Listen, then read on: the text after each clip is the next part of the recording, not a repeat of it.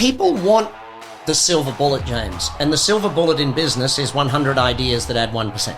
It's not one idea that does 100% growth in your business. And what happens for business is either you are innovating or you wait until the world almost crushes you and then you have to do new things. What if you could unlock the exact blueprint for building a real business, lead with impact and create lasting wealth?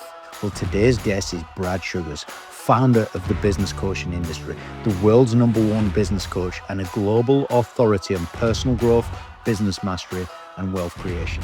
Most business owners are out of control. The business runs them rather than they run the business. They're working longer hours for less money. I own a business and slightly out of control. I'm stressed. How long do you reckon it takes me to get it back under control? 3 to 6 months. 31 years of running the same system and installing that in hundreds of thousands of companies. We've seen what builds a great business. In this extended episode, Brad delivers a no-holds-barred masterclass on what it really takes to build a scalable and profitable business. Let's do this.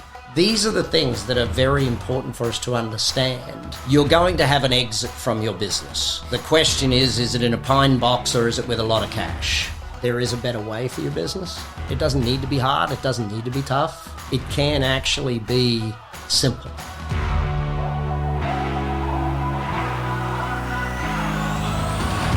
ActionCOACH, the help you need to grow your business. Okay, Brad, what's a real business? Commercial profitable enterprise that works without you. And that was 1993 that you came up with that. Oh, I don't know if it was 93. It was dang close to 93 though. But the idea behind it is that if you don't create something that you can sell. I remember as a kid watching Michael Gerber speak, and he said, and I didn't understand it at the time, he said, the only reason to start a business is to sell it. And it took me a while to work out what he meant by that, because what's the use of risking all of your career building a business that only brings you cash flow and doesn't bring you an asset value to sell? Taking all of that risk is of no purpose if you don't actually have a saleable item at the end of it. And so, Tom Watson thought of you went to work on IBM, not in IBM. When Watson coined the term of working on your business, not in your business, it helped me understand. But then I took it a whole step further, that you don't just have to sell the business once. You can sell the business multiple times. You could sell it to partners who buy in along the way. You could sell it to franchise partners, licensed operations. You can joint venture. So there's many ways to sell the business without selling it once off, sort of thing. I've heard a lot of people talk about, if you're going to build something, build it so that someone wants to buy it. What's going to make it really desirable?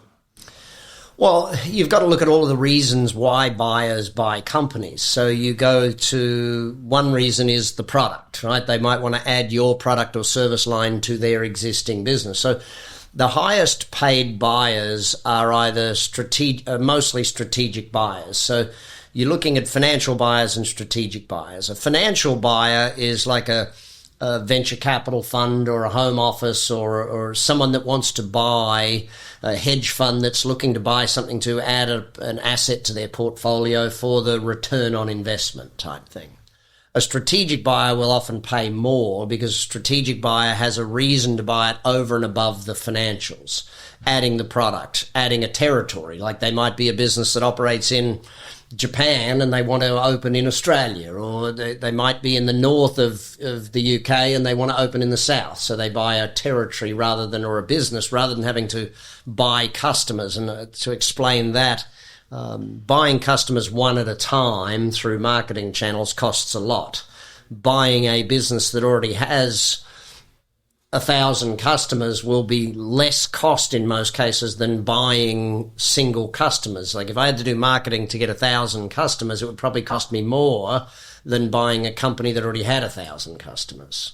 Hiring, recruiting people, that might be another reason they want your business. You might have already got 100 team members in that space, and it's cheaper to buy the company than it is to run all of the HR and recruiting to hire the people. So again, strategic reasons to buy.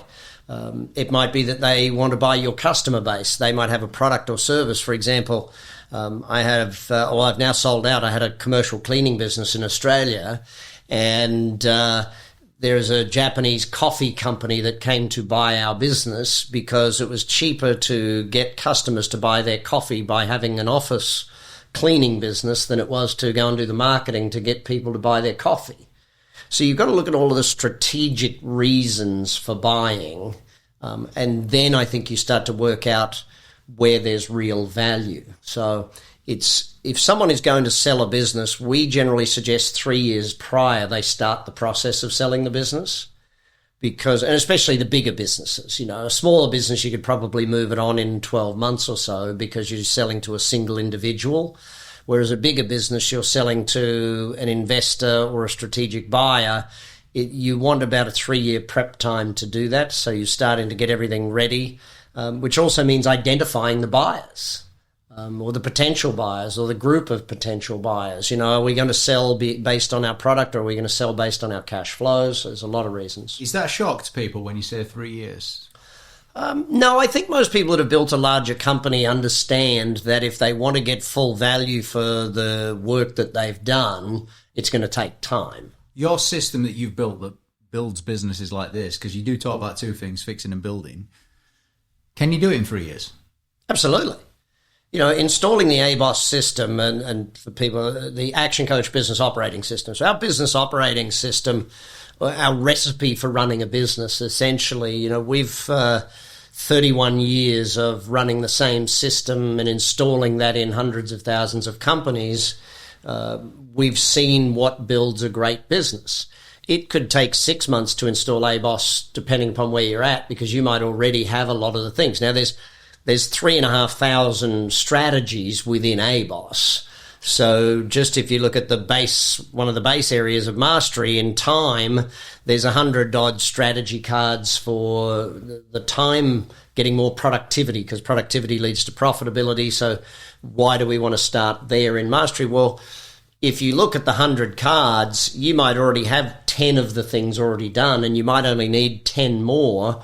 We want people to about 80% success rate in each of the areas, and we find that once they're at about 80% success rate in each of the ABOS areas, they start to see real progress of their business. Now, when we go into a business, most of them are at about 10 to 20% in each area, so they're going to take at least 3 years to get to a saleable item.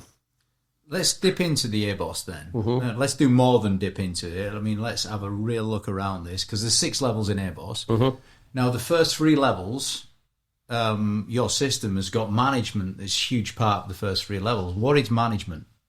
Well, management is about creating competency and productivity. So if you break management down, it's a system of meetings and paperwork that allows you to proactively manage people. Most managers are what we call reactive, okay? So most managers wait till there's a problem and then they solve the problem, whereas what the ABOS management system does, and it takes about 12 weeks to install the management system in a company. Pretty quick. Yeah, well, so we do it through training and facilitation and paperwork and systems. Why do you do it that way? Well, we could put people through a one-day training and they'll forget 80-90% of it. If we do it over 12 weeks, we do a half hour of training and an hour of facilitation each week. And what that proves to do is implement a little bit, learn from it, make the mistakes, implement the next little bit, implement. So if you implement a small amount of it over 12 weeks, over 90 days, you get that habitual shift. If you try and make people do all of it in one day, they fight back in it. Like their brain is like, there's too much change. I can't do too much change. Training alone doesn't work then? Training, it works to a degree, but if you want training to work, you've actually got to have facilitation or implementation sessions to go along with it. Why has university always had tutoring sessions to go along with it? And, if you look at the studies now, young people are doing more watch videos at home and more tutoring at school, because watching the videos at school and then having their parents do the tutoring doesn't quite work. As a father of 5, I know that to be factual. What we found is that by doing the training on the video, they get the best training. And then by doing the facilitation, they learn from their peers and from the facilitator. Close accountability. Plus, they get accountability every week. Like the 12-week sales program, every week they have to report their numbers, and we expect them to get a 10% increase in their conversion rate by the end of the 12 weeks. We expect that. We tell them that this is what you must do. 12 weeks is pretty fast to implement a management system. I mean, there must be businesses out there that have been going years without getting management in place. Look, the average business, when I ask them how much professional training have you put into your managers, the answer is 0. I remember as a young boy, my dad came in and sat us all down, and Mom was there, and they said, listen, Dad's got to go away for 30 days. He's been promoted to manager, and he's got to go to management training school. Well, these days, no one sends people away for 30 days for management training school. It just doesn't happen. So that's why I think our 12-week program, as we install it in small businesses right through to massive companies, we see productivity increases quite dramatic, and managers getting less stress because they don't have to be hard on people, they have to be hard on the system. And there's a distinct difference. If you're that boss that you must do this or else, that doesn't work. It may have worked 50 years ago, but it doesn't work today. Whereas if you're hard on, okay, I need to see your frog sheet, and a frog sheet is the daily forms or the daily system that we do.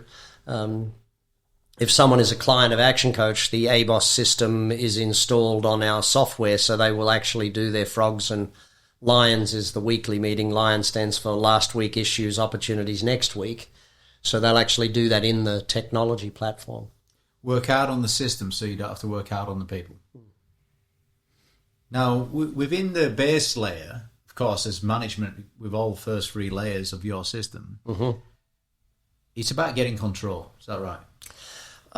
Layer 1 is about getting yourself into control, the mastery level, because what happens is most business owners are out of control. The business runs them rather than they run the business. The tail is wagging the dog is essentially the way it looks, and they're working longer hours for less money. What kind of hours? Oh, most small business owners are doing 60 plus, and they don't need to be. Once we get them back in control of the business, because if you look at mastery, the mastery of time is one of the areas. The mastery of goals is knowing their direction. These are very important aspects of it. The mastery of delivery, the delivery of the product or service, simple checklists that aren't in place in their business, just to check that things have been done so they don't have to run around worrying about has it been done all the time. Is this an easy to do thing, easy not to do, as Jim Rohn puts it? Oh, it's definitely simple to do. If you follow the system, because we've systematized it over 31 years, but it's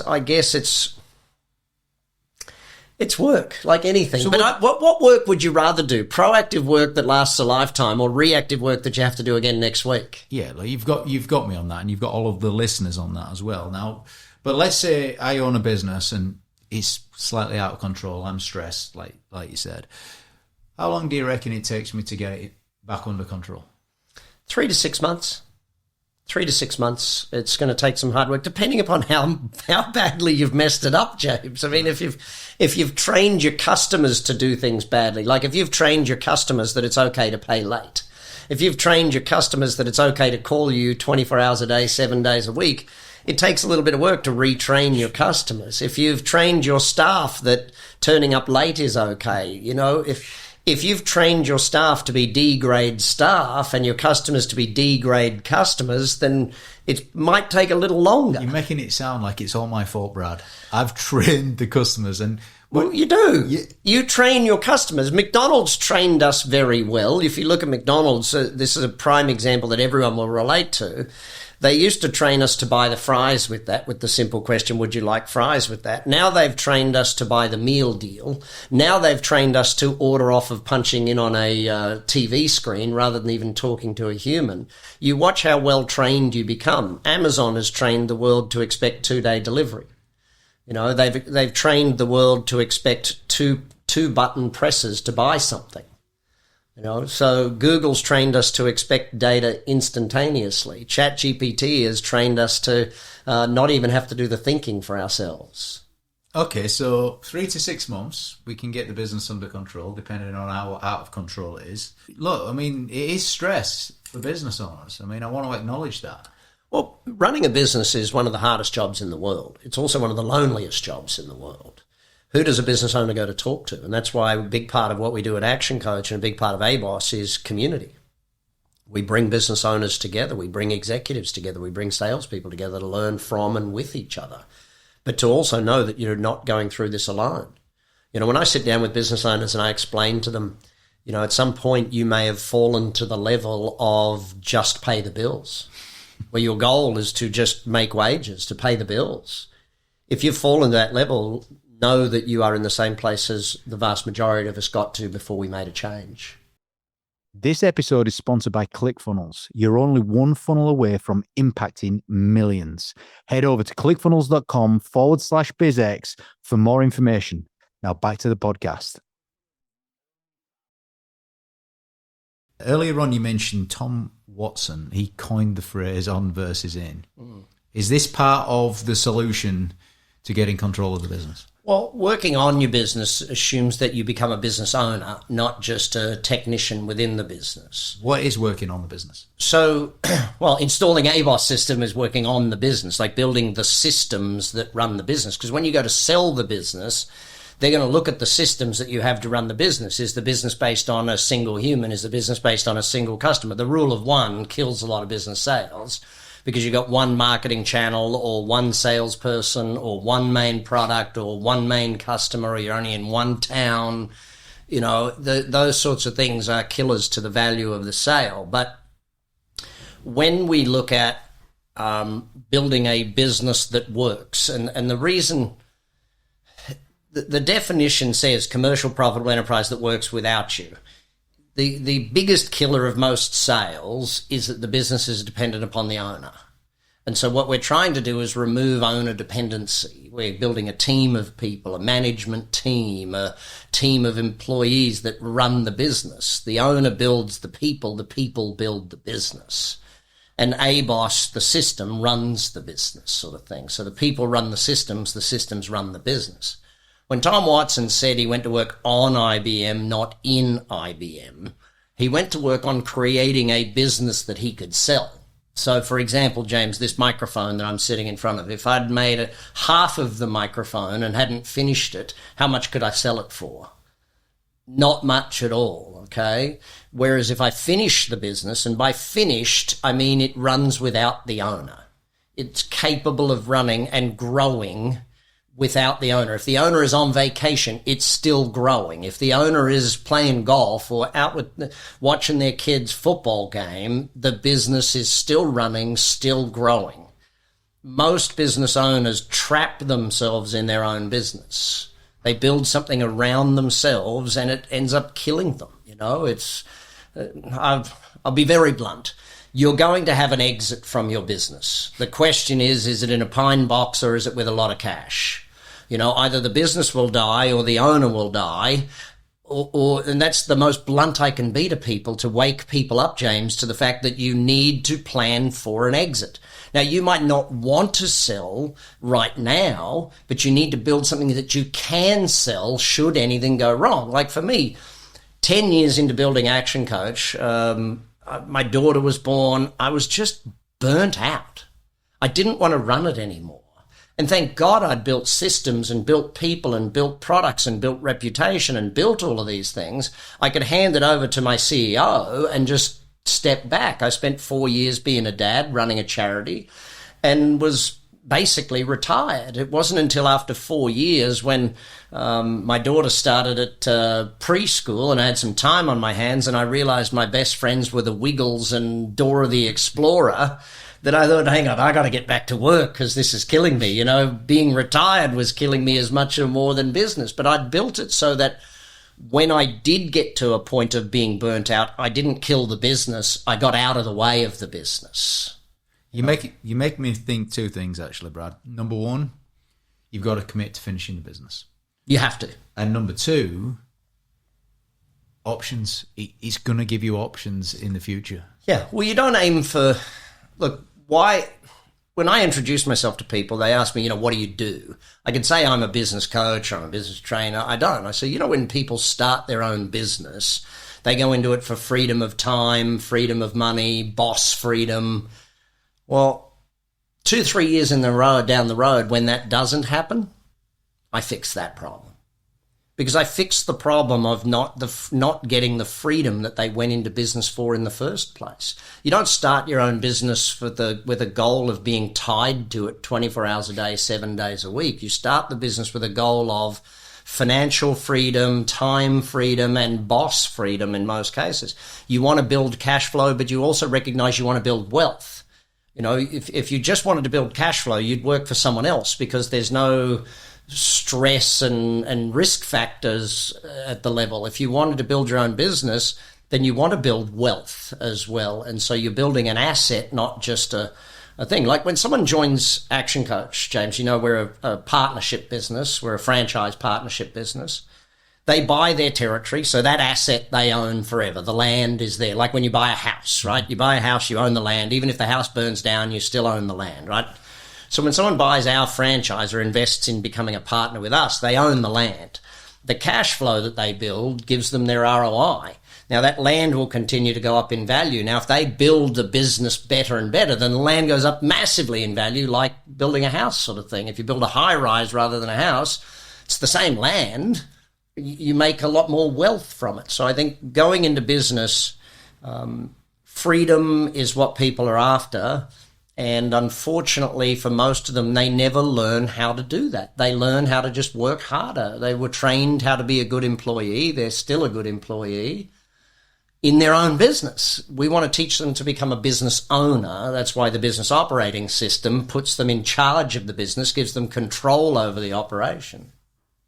Look, we're already moving into one aspect of this control base layer here, mastery, as you've put it. You've also called it direction mastery, goal mastery, planning. What is this? So if you look at mastery, when we break it down into the 4 areas, I think we already touched on time mastery, that you've got to get control of productivity of yourself and your people, right? Direction mastery is about where are you going. Most businesses have so if you look at goals, there's 3 layers of goal setting in the world, okay? There's a negative goal, which is don't want to go broke, don't want to work 80 hours. Then we move them to positive goal setting. I want to put 3 months cash flow in the bank at any one point in time. I want to be working 30 hours a week. I want to be doing 4 days a week, and that's my work time. Like setting positive goals for the business, sales goals, repeat customer goals. It could be referral goals, but it's building the goal structure into a thing. Historically they called it key performance indicators. I feel that people prefer to have something to strive towards, a goal, rather than something they're being measured on, a KPI sort of thing. So having a direction of the business is vital. Having all of the team members know the direction and be rowing in the same direction. I often refer to it as a common goal, meaning everybody wins by the goal. For us at ActionCOACH, we see by 2030 wanting to have 300,000 ABOS installations in 2030, meaning between now and then it'll be about 750,000. But it's not about the installations. It's about having a parent able to go to their kid's football game. It's about having an owner more present with their family because they're not stressed anymore. We mostly serve business owners that have families or starting families or contemplating that because they want the freedom of time to be able to do the things that are important. Wealth and riches are not designed for just wealth and riches. They're designed for the freedom that they bring you, freedom to build a local church or donate to a school in Africa, or, what's the freedom that comes from it? And knowing where you're going is one of the most fundamental aspects of that. But that comes down to also daily goals. Every team member must have goals every day. We use the number of 6 because what happens is that if you measure one thing, then you only get performance in one area. If you measure 6 things, you get a fairly broad level of high performance. Per person?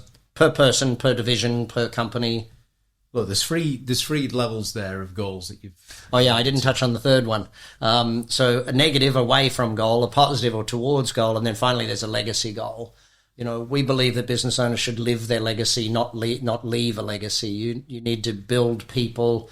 I feel that being a leader is it's more of a calling for me than a job.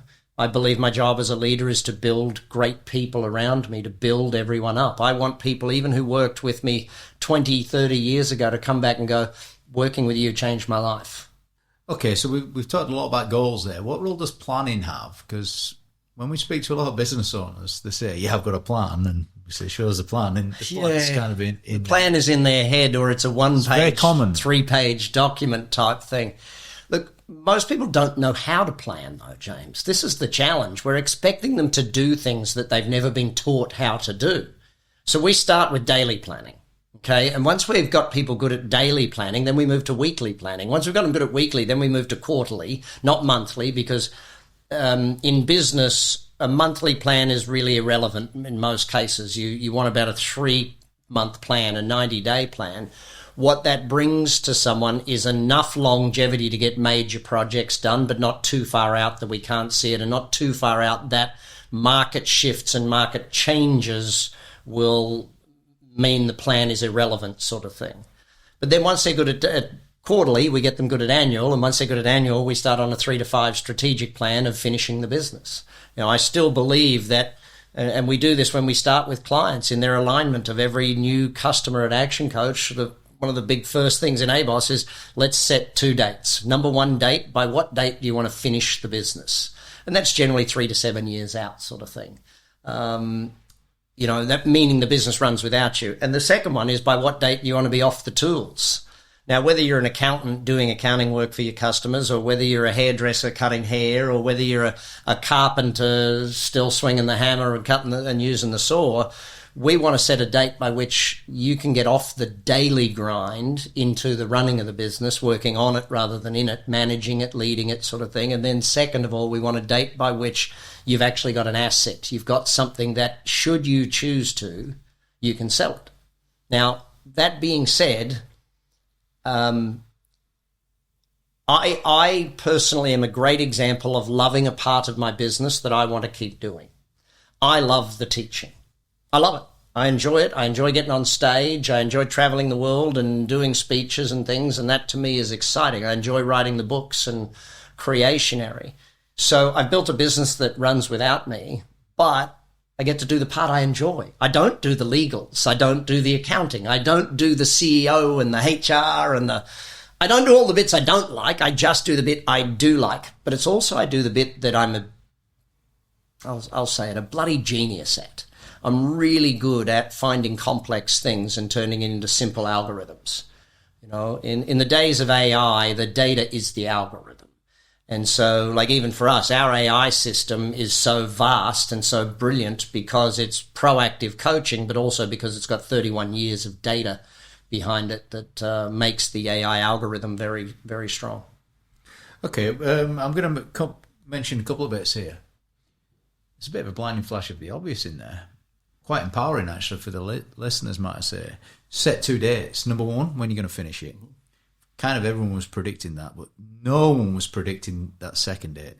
Set the date when you're getting off the tools. Yeah. So if the first one is 3 to 7 years, what do you reckon is a good sort of benchmark area for getting off the tools? Oh, getting off the tools is a 1 to 3 year. It's really dependent upon the business. If you're running a grocery store, it's probably easier to get off the tools than if you're running a dental business type thing. If you're the dentist, then you've got to then train and build and train your customers. Like even my dentist, I go there because he's my dentist and I trust and like him. Now, if he started telling me I need to see other people in there, I'm like, well, hang on, you've trained me to trust and like you. What do you mean I got to trust and like other people? So it depends on the industry, I think, as to which one. But now, I'm not saying everyone has to get off the tools. I want to be clear on this point. Just because you own the business doesn't mean you need to be the CEO. For example, let's imagine, I don't know, Rafa Nadal, right? Great tennis player, phenomenal at tennis. Rafa Nadal Enterprises is getting massive. He says, you know what? I need to get off the tools and go and run Rafa Nadal Enterprises.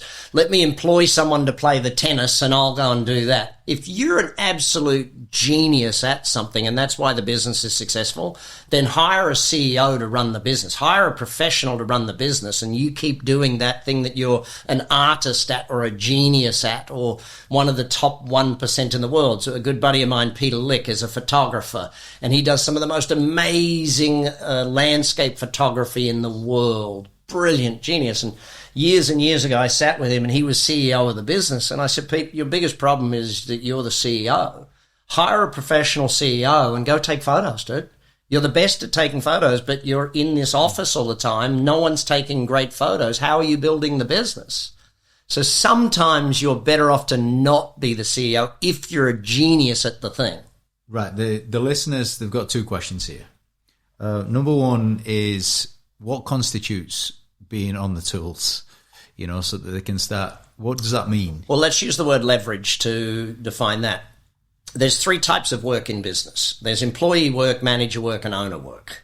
Employee work is do the work once, get paid once. So if I'm a hairdresser and I'm cutting hair or coloring hair, do the work once, get paid once, that's employee work, okay? Manager's work is do the work once, get paid long term. Hiring a new employee, training an employee, doing those sorts of longer term, bringing on a new customer who stays with us long term. Owner's work is installing the systems, installing ABOS and working on the business, not in the business, because our definition of leverage is do the work once, get paid forever. So the owner's work is do the work once, get paid forever. Manager's work is do the work once, get paid long term. Employee work is do the work once, get paid once. On the tools, do the work once, get paid once. Got it. Great definition. Second question. How important is it for the listeners that do actually want to get off the tools, so they don't want to keep taking the photographs themselves? How important is it for them to set that date? It's vital. If you don't set goals, nothing changes.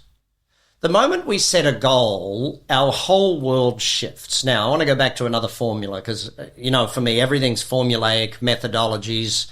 Buckminster Fuller said it. If you're going to do something, create artifacts and models. I create a lot of models, okay? Artifacts like my books and training courses, but a lot of models. Everything is. So my formula for success is dream, goal, learn, plan, act. Now, I didn't have the word learn in there for the first 4 or 5 years of teaching that, and then I had to add it in there because what I found was that people would set a goal and expect to know how to do the goal. Like Professor Alan Pease says it best. He said, how is the enemy of most goals? Because you set a goal and you go into the brain of, well, how do I do this? How do I do this? How do I do this? How do I do this? And you kill the whole goal. The fact that you set it as a goal by definition means you don't know how to do it. The reason we set goals is to do the learning, to do the growing, to grow into the goal. So I'll give you an example from my own life. At 16 years of age, I met Jim Rohn, E. James Rohn.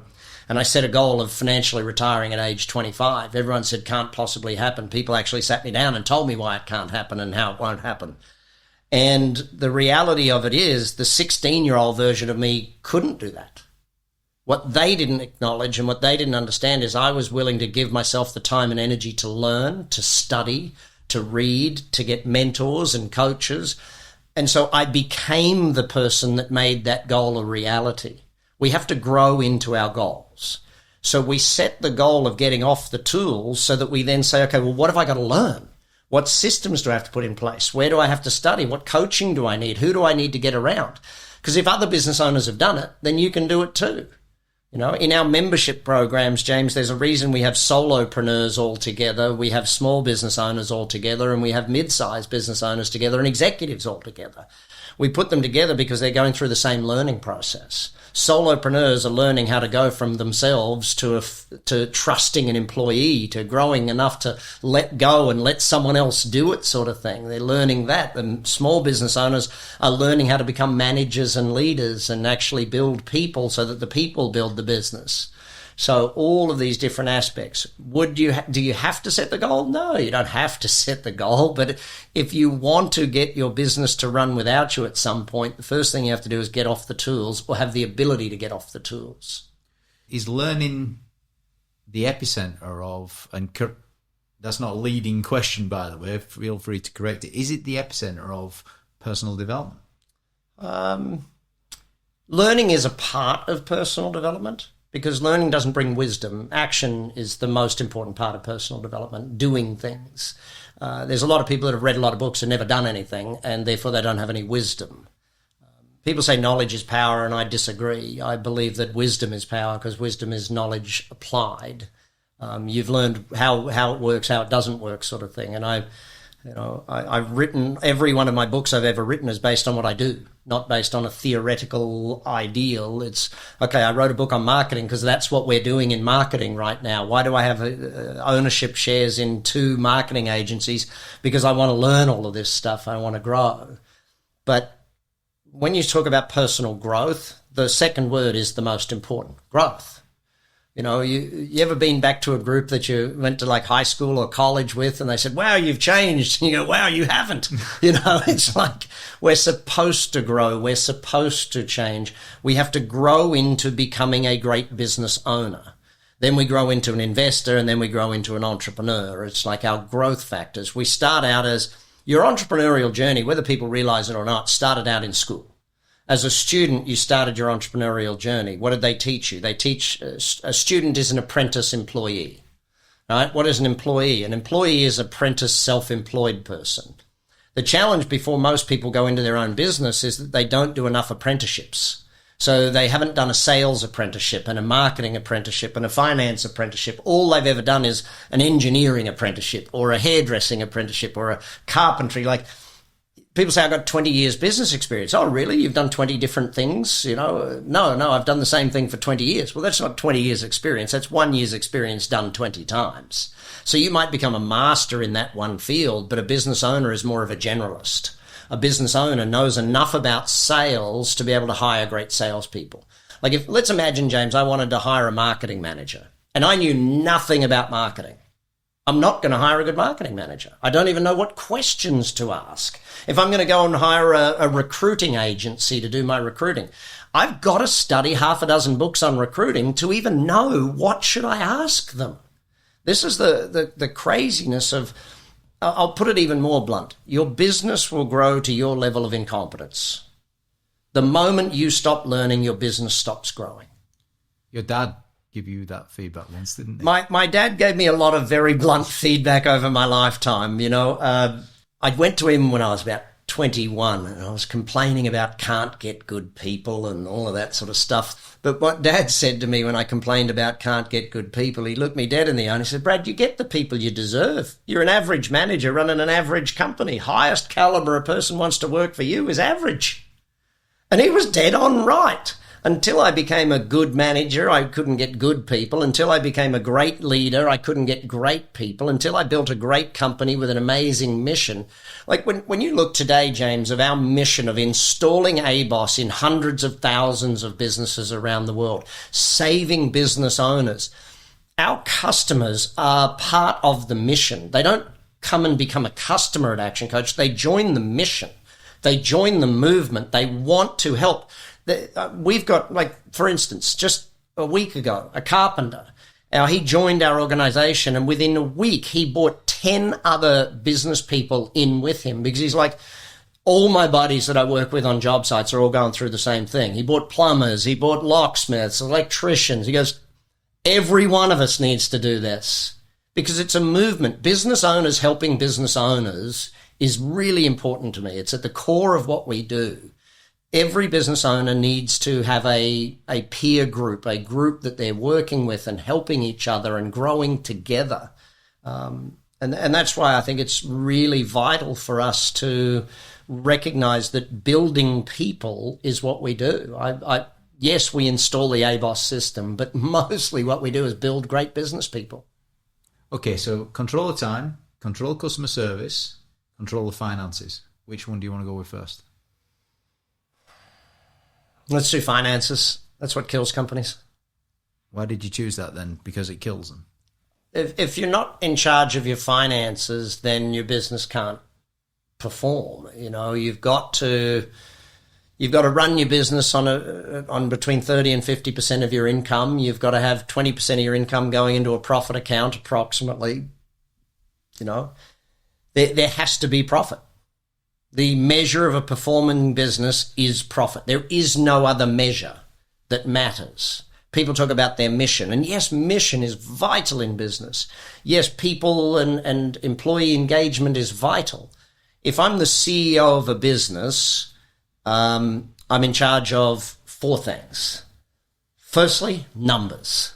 And that's not just historical numbers like profit, balance sheet, they're historical numbers, James. They've what's happened. I've got to be in charge of the future predictive numbers, like what's my lead flow, what's my conversion rate, what's my repeat business rate, and then you go to the next set of numbers, which is part of culture. That's my second job. So knowing the numbers, building the culture. And culture is, you've got to look at two things. What is your, the number of culture is really employee engagement numbers. So knowing what level of engagement you have with your team and measuring that.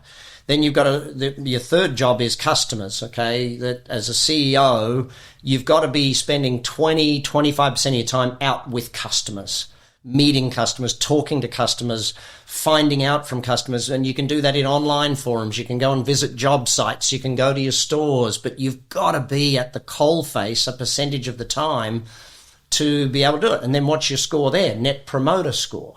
So, knowing the numbers in every area is important.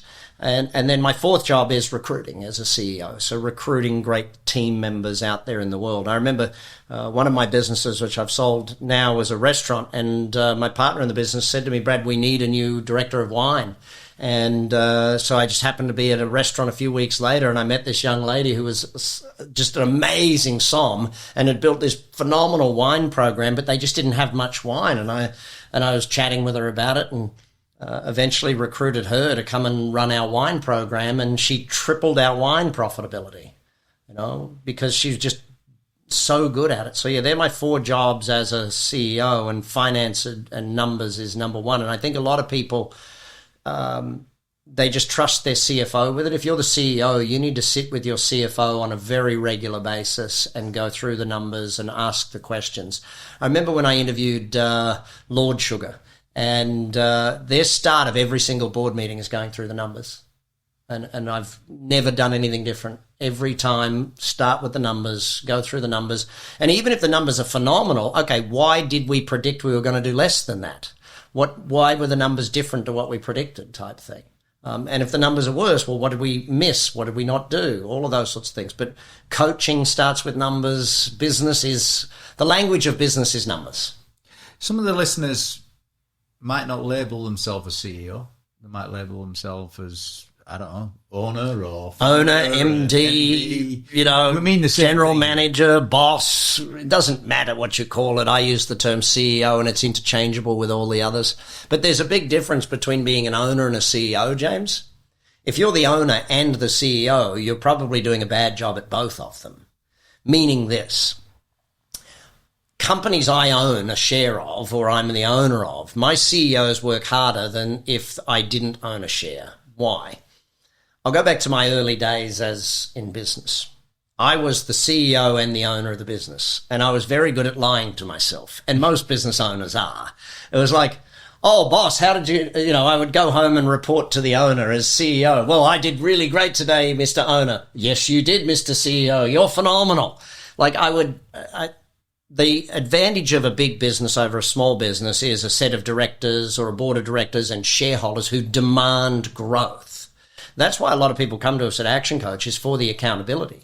I believe there's 4 reasons why people come to us, and one of them is community, another is accountability, another is results, and another is the education. So we call that CARE, community, accountability, results, and education. Now, many of them think they're coming to us just for the results, but to get the results, you need a community around you that builds you up, because it is lonely. You need an education structure that works and having that, but you also need accountability. And that's why as a coach, what I do with most people when I'm coaching them is I act as their board of directors, or I act as the owner with them as the CEO, sort of thing. So eventually I want every CEO of a business to do what I do, and that is run their business in an hour a week. As a coach, I run those businesses in 1 hour a week. And I want to train my CEOs in all of my companies and every CEO we coach to be able to get your business to a point where in 1 hour a week you can run your business. You're coaching your CEO or your MD or GM or whatever terminology it is. 1 hour a week you can coach them. And part of that is knowing your numbers. You've got to be able to read the numbers pretty dang quick in that hour a week and go through them. Now, what you said right at the start was run your business on 30 to 50% of the income. Is that the right benchmark? Your cost structure should be somewhere in that basis. You should have a profitability of 20 to 30% in a good organization. You want to be at about 30% profitability. That's where you want to get to. Now, when we start installing ABOS, a lot of the times companies are running at 4s and 5s and 10%. So what we work them on is every quarter adding a percent. If every quarter we add 1 more percent, and wow, sometimes they beat it and they get 2 more percent in profitability, and sometimes that's volume, and sometimes it's cost cutting, and sometimes it's better purchasing, and sometimes it's increasing prices. Many times it's better marketing to get better customers so that they're not haggling on price, sort of thing. When we're installing ABOS into a business, and I use the word install, James, because it really is. It's an installation of a business operating system, okay? And when you look at just the financials aspect, installing our financial management system, you'll go through and there's about 120 different strategies within that. With your coach, you'll work out which are the top 10 to 15 you need to install immediately and which ones can happen over time. So we get immediate installation of the real control factors so that now we can make real decisions. Without real numbers, you can't make great decisions in business. You've alluded to time a few points, and you mentioned productivity. What's the key to getting control of your time? Make a list. Start at the top. Start at number 1. Eat that frog. Every single day, every customer of ours makes a list of what they got to get done tomorrow. They prioritize the list, they time allocate the list, and they put it in their calendar. You do also, though, talk about, focusing on the thing that moves the needle the most, and the number 1 thing of the day. Brian Tracy wrote the book, How to Eat That Frog, and we tell everyone what's the most important thing. It's first on your priority list every single day. The most important thing happens at 8:30 or 9, whatever time you start work. You don't have any meetings scheduled. You can't schedule meetings until a little after that. You have to do that first, most important thing, first thing every day. And for most business people, that's sales. For most business people, they need to make it rain. Make it rain mornings, dude, or make it rain Monday, whatever day it is, whatever time it is. But if you don't have a make it rain time allocated in your calendar, in your diary, then your business is not going to succeed. You got to make it rain. You're the owner. Your job is to bring in the money. In your system, you also talk about org charts and the importance of an org chart now, an org chart in a year from now, an org chart when the business is finished. And that also helps you get your time back or focus. Well, who does what by when? Knowing which seat on the boat you're in and which oar is yours to row is kind of important. When people don't see where they fit into the big picture, where they don't know how their role impacts other areas of the company, it doesn't work. It's why our Lion meetings in the management training happen on a Monday morning. It's a group session. People forget the purpose of meetings. The purpose of a meeting is communication. They think it's about, reporting, and the purpose of a meeting is to communicate. So everyone has to add value to the meeting and communicate, because otherwise things fall through the gaps. When it comes to time, though, James, it's all about productivity in the organization. That's the measure. What is our productivity measure? Making that list every day as a 30% bump in productivity in companies. And people have proven this all their life. They make a list the day before they go on vacation. They get so much more done, they leave for their vacation early. Why not do that every single day of your life? I started doing it, though, not for productivity. I started doing it because I couldn't leave work at work.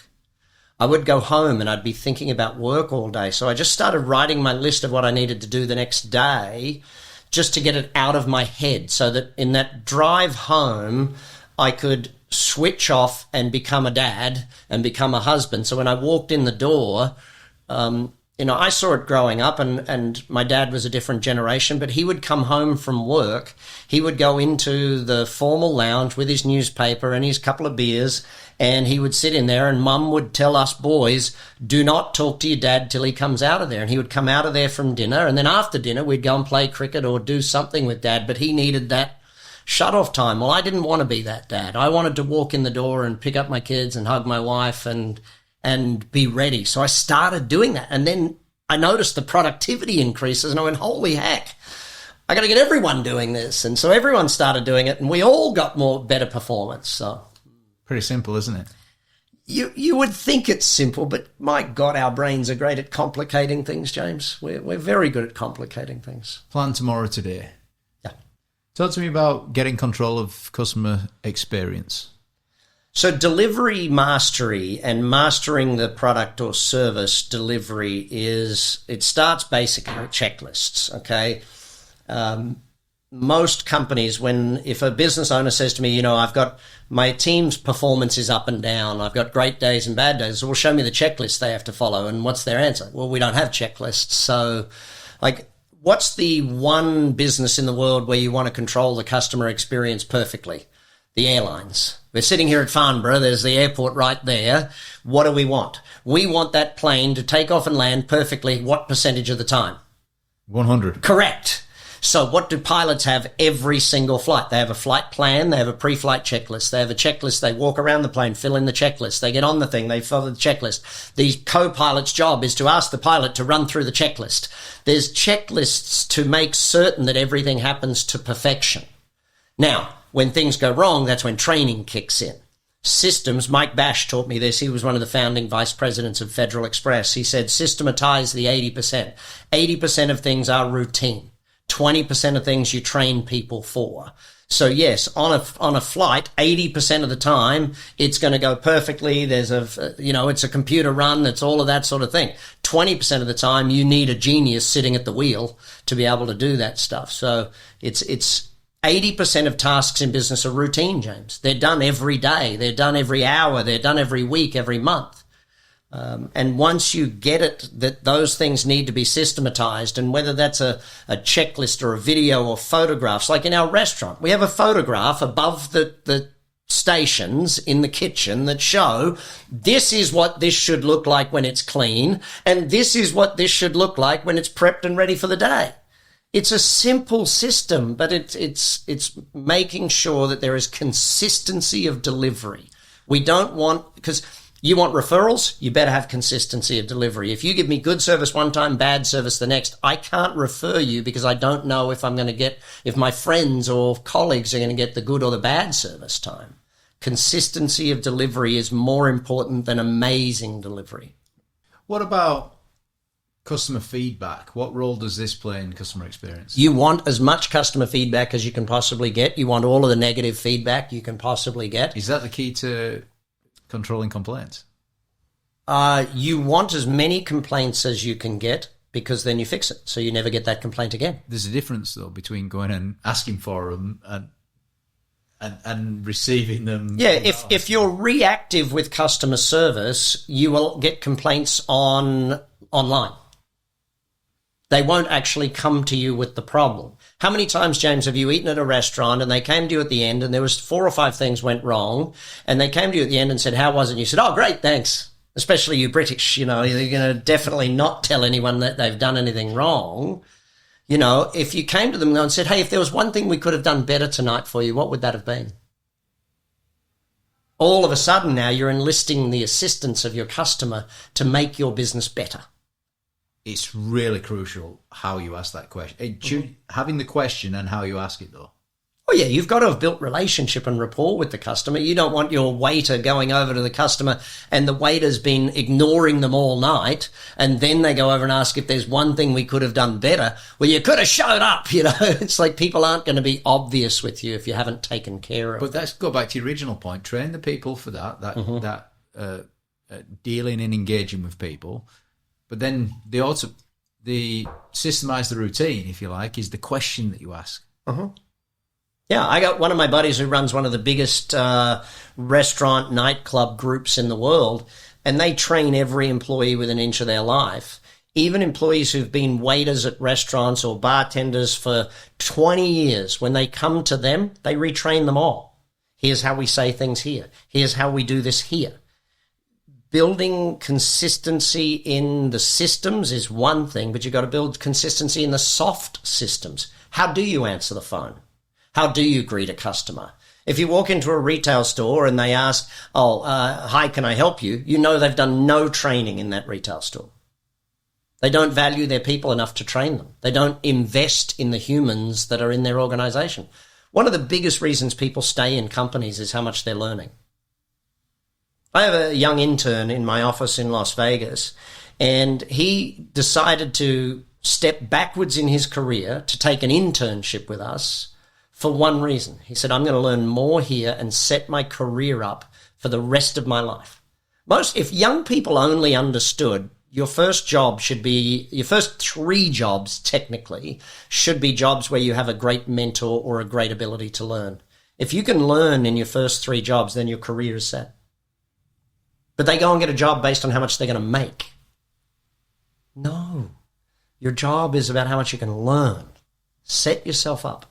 Get great mentors. And that kind of wraps up the getting control element of your system. Yeah, control of time, control of money, control of delivery of the service, and knowing where we're going. And control of your own personal development and personal growth.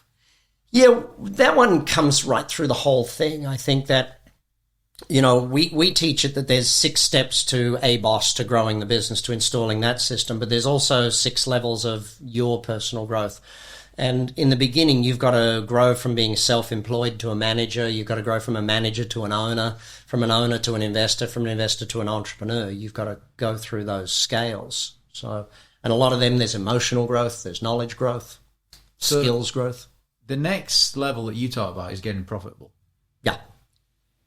So cash flow, control, then cash flow. ABOS step 2 is money. Let's make more money. Now that we've got a good customer experience or a consistent customer experience, now that we know we're making money, we've got control of our finances, now we know we've got productivity and we know where we're going, now let's feed the beast. Let's get the customers. Feed the beast. Now you've got a profit growth plan kind of system with 5 key components in there. Let's go through each one by one.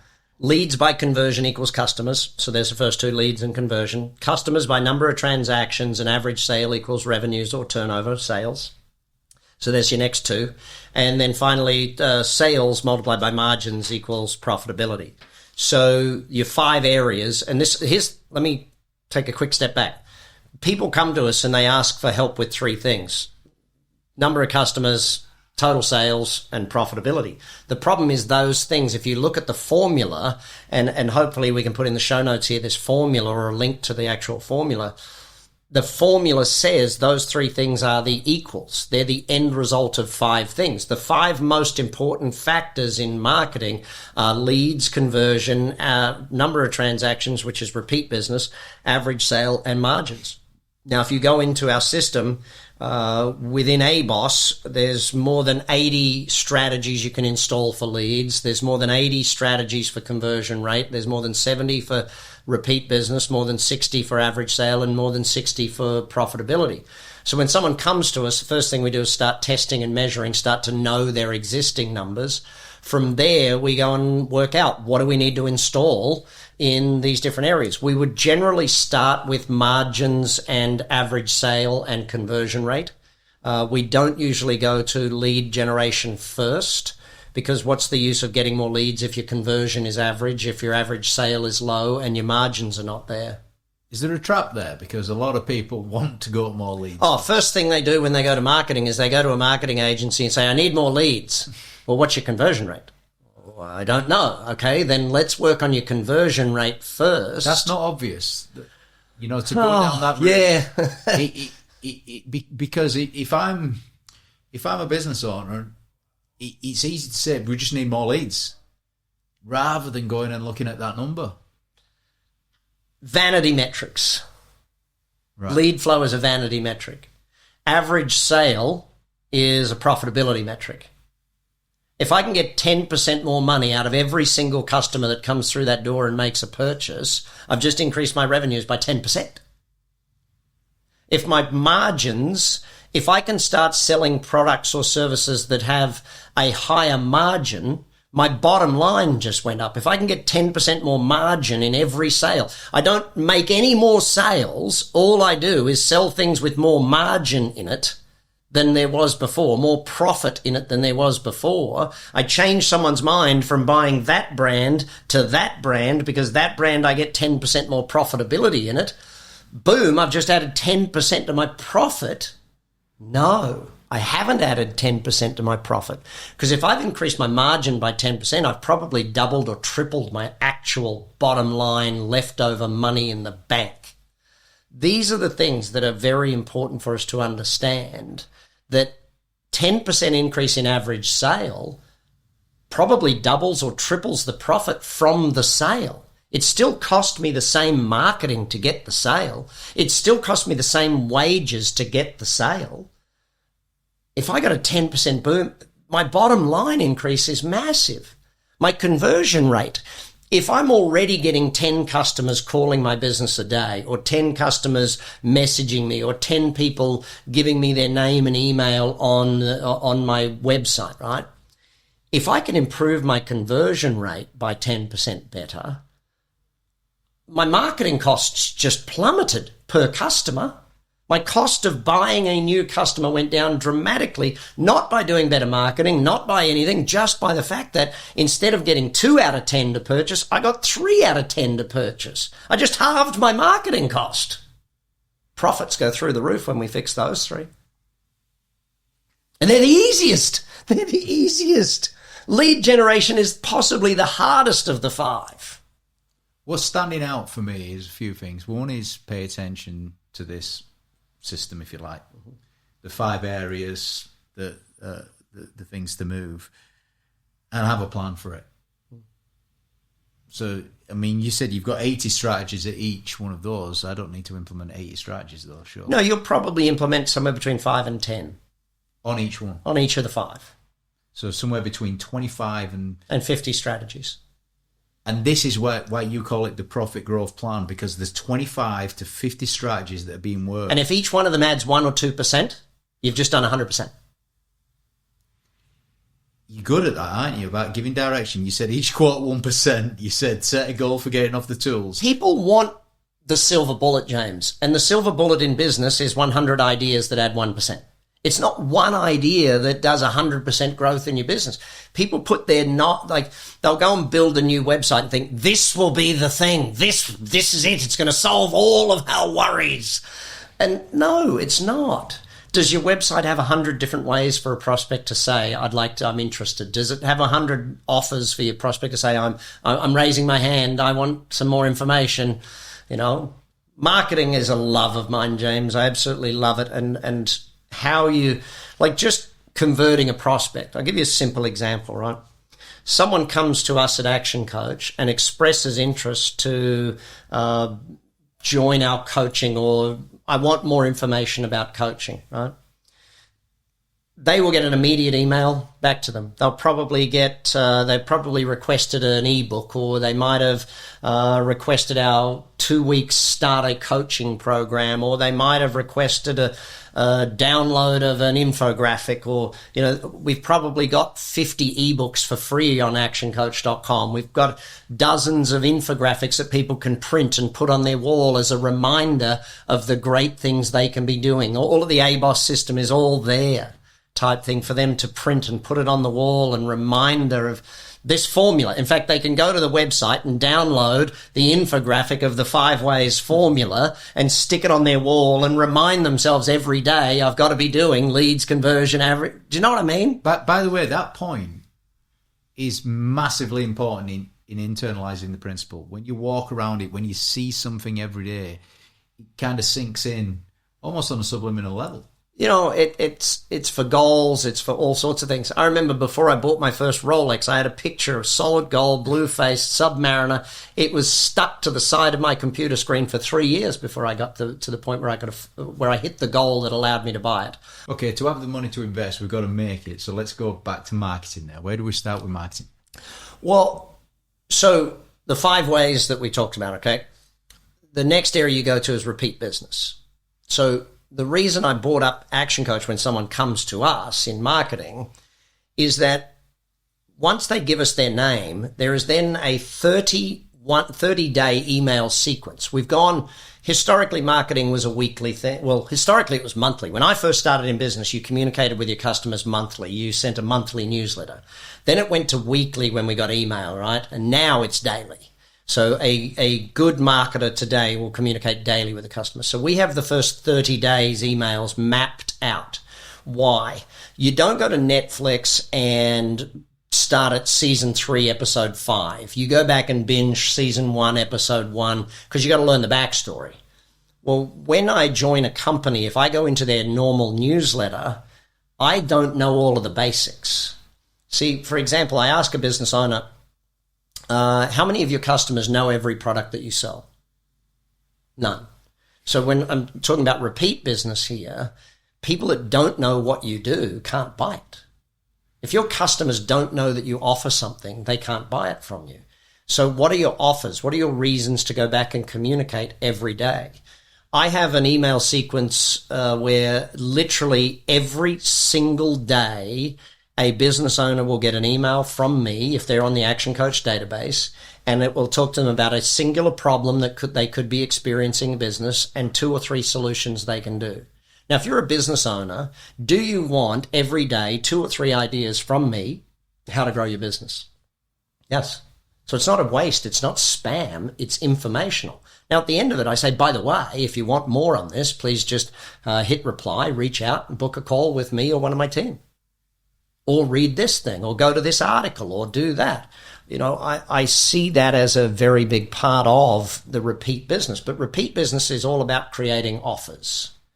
If you're not creating new offers every month, you're not getting enough repeat business. And it could be the same products, same services, but you've got to create a new offer, a reason to call me back, a reason to ask me to do something.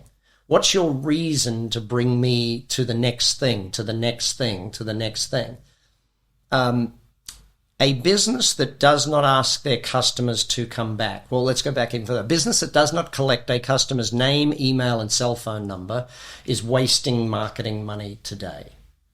If you are not collecting, and let's use, I've used restaurant as an example. In my restaurant, when someone sits down at the table, we don't just want to collect the name and address of the first person that booked. We want everyone in the table to become part of our VIP program. So we go to the table with an iPad and say, hey, listen, we'd love everybody here to be a part of our VIP program. Here's the benefits of it. If you want to join, fantastic. Just name, email, and phone number is all we need. Please pass this around the table. So we get name, email. If someone brings a group of 12, we've got 12 people to follow up now. If a family comes in, they're not all the same, you know, they're a brother and sister. So we get all of the database. So that's your first thing. How are you collecting names and addresses from existing customers and prospects? You've got to have as many methodologies as you can to, as my book says, get people to raise their hand and say, I'm interested. Now, from a repeat business perspective, we just need to consistently ask them to come back. What have we got? What reason do we have for them to come back? I'll give you an example. A buddy of mine was in the insurance business, and I sat down with him and I said, what is your average policy number per customer? And he said, it's 1.18. I said, so what you're telling me is that you have, and we went through it just before, he had 30 different types of insurance that someone could buy from him. And his average customer had 1.18 types of insurance.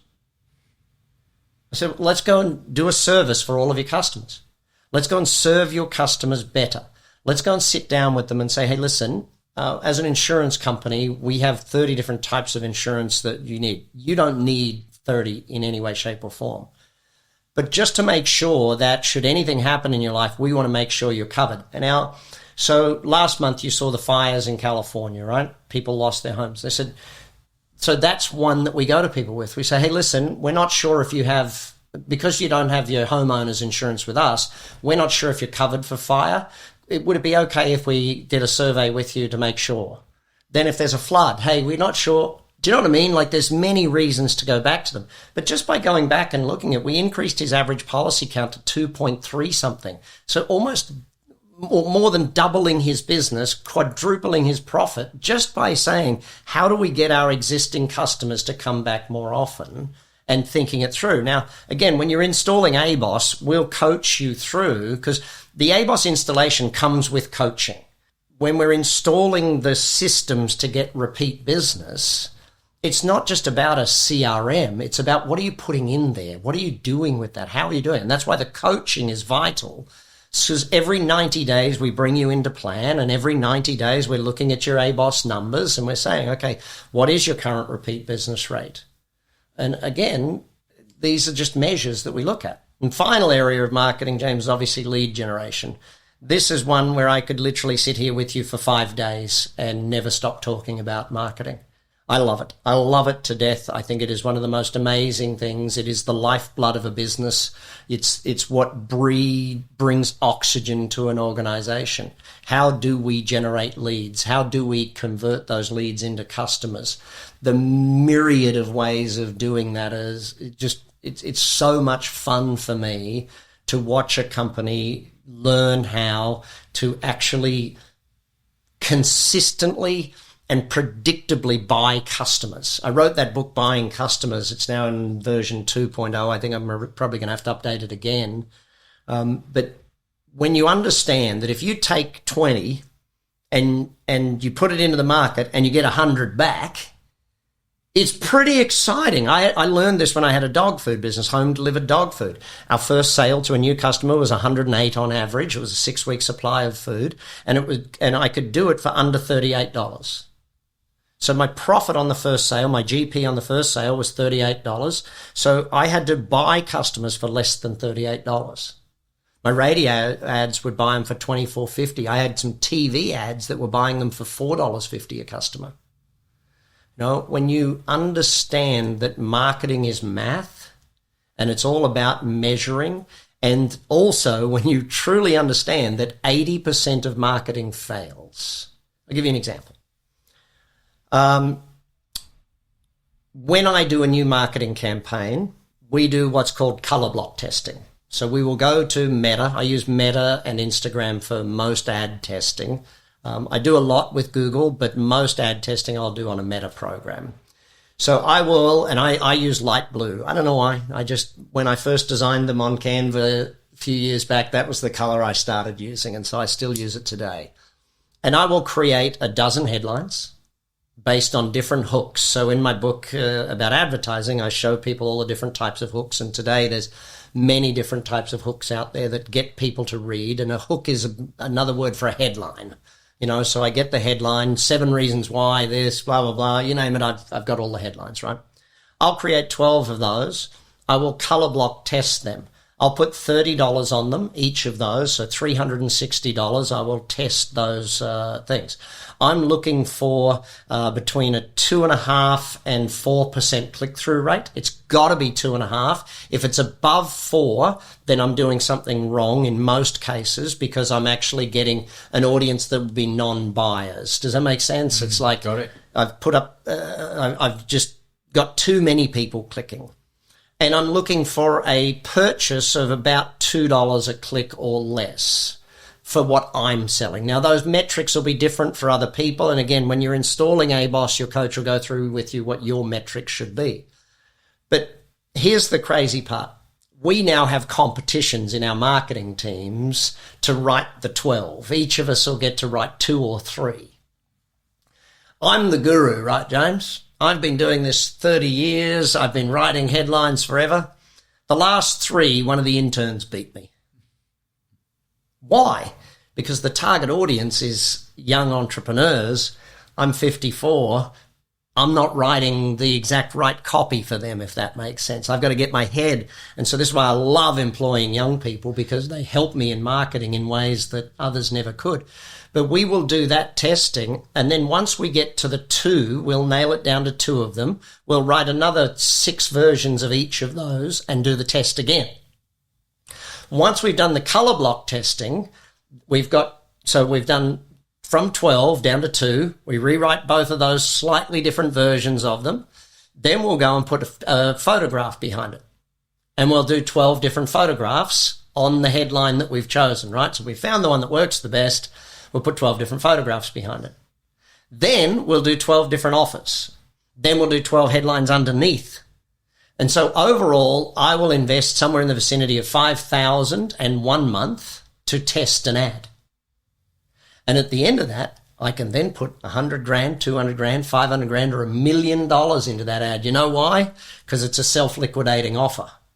That ad will make me more money than I actually put into running the ad. It's called ROAS, return on ad spend.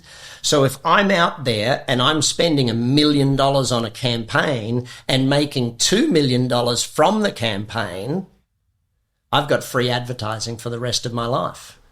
As you were describing this profit growth plan with the 5 ways in it, you alluded to maths. Marketing's about maths. 80% of it fails. You started even before that. You were talking about the importance of data. Even before that, you were saying, look, there's going to be between 25 and 50 strategies that you're going to be working in here. And I'm tying that back to something you said earlier on about the CEO's job. Number 1, you said, was numbers. And that's the thing that's standing out on this growth plan. Know the numbers for each of those 5 areas. Well, let's even go back further, James.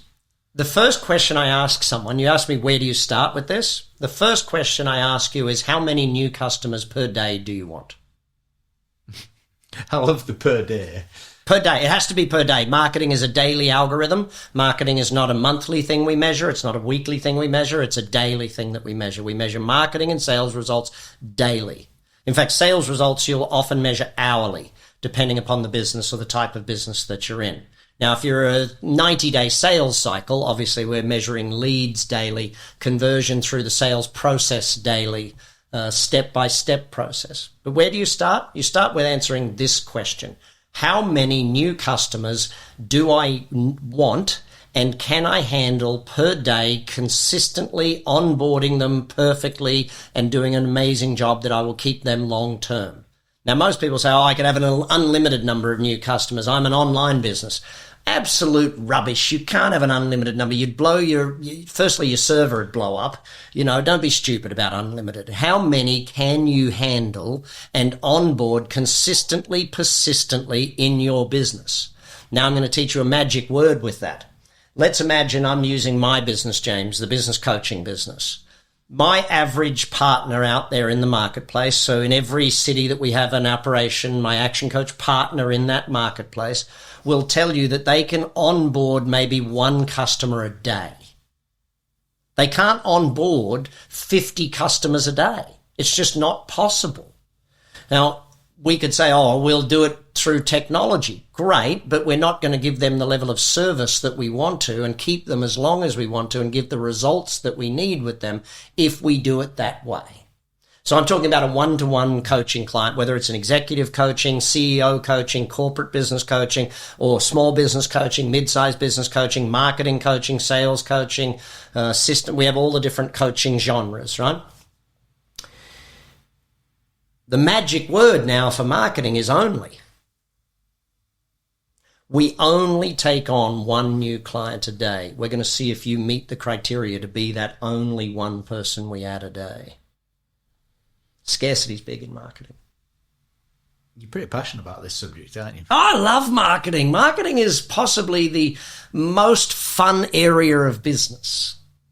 What would you say to someone who doesn't quite have that relationship, that despises it a little bit? Well, I'm an accountant by training, and I think you know that. So as an accountant, we're trained that marketing is an expense, and for most companies it is, because they don't do marketing properly. Marketing is an investment if done correctly. It's the best investment in the world. If I can take $1 and turn it into $1.50 by the end of the day, right? If I can do marketing, and for every $1 in marketing, I can make $1.50 within 30 days. Let's just do 30 days, right? So I've had a 50% ROI in 30 days. I take that money and I do it again. My ROI is amazing. I love it from that perspective. If you are a good marketer, it's an investment. Every dollar out brings in 2, 4, 10, 20, 100 back to you. That's what you're saying. Develop the investment mindset. But you got to test and measure. You got to do the math. Numbers. Got to do it. Numbers don't lie.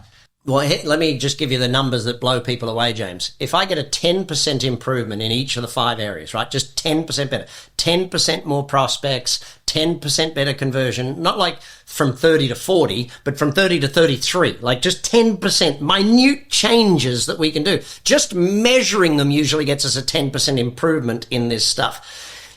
If I do that, what do you think is the improvement in A, my revenues, total sales, and B, my profitability? My total sales are up 46%. and my profitability is up 61%. It's leverage. Divide to multiply. 10% times 10% times 10% times 10% times 10%. It's a 61% multiplier to the bottom line of a business. So if your bottom line's $1 million, you're on 1.61 million next year. Correct.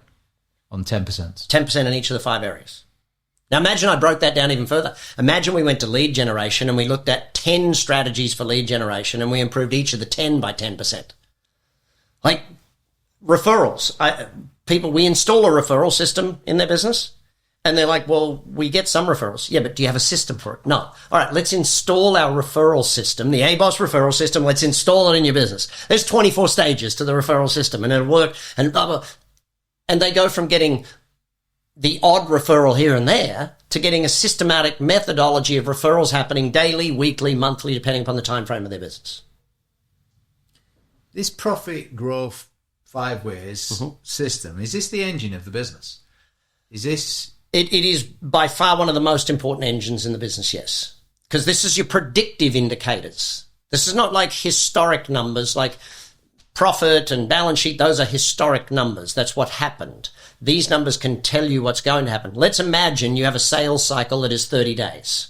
So say you're a construction business and from when they connect with you to when you bid and win the job is a 30-day thing, right?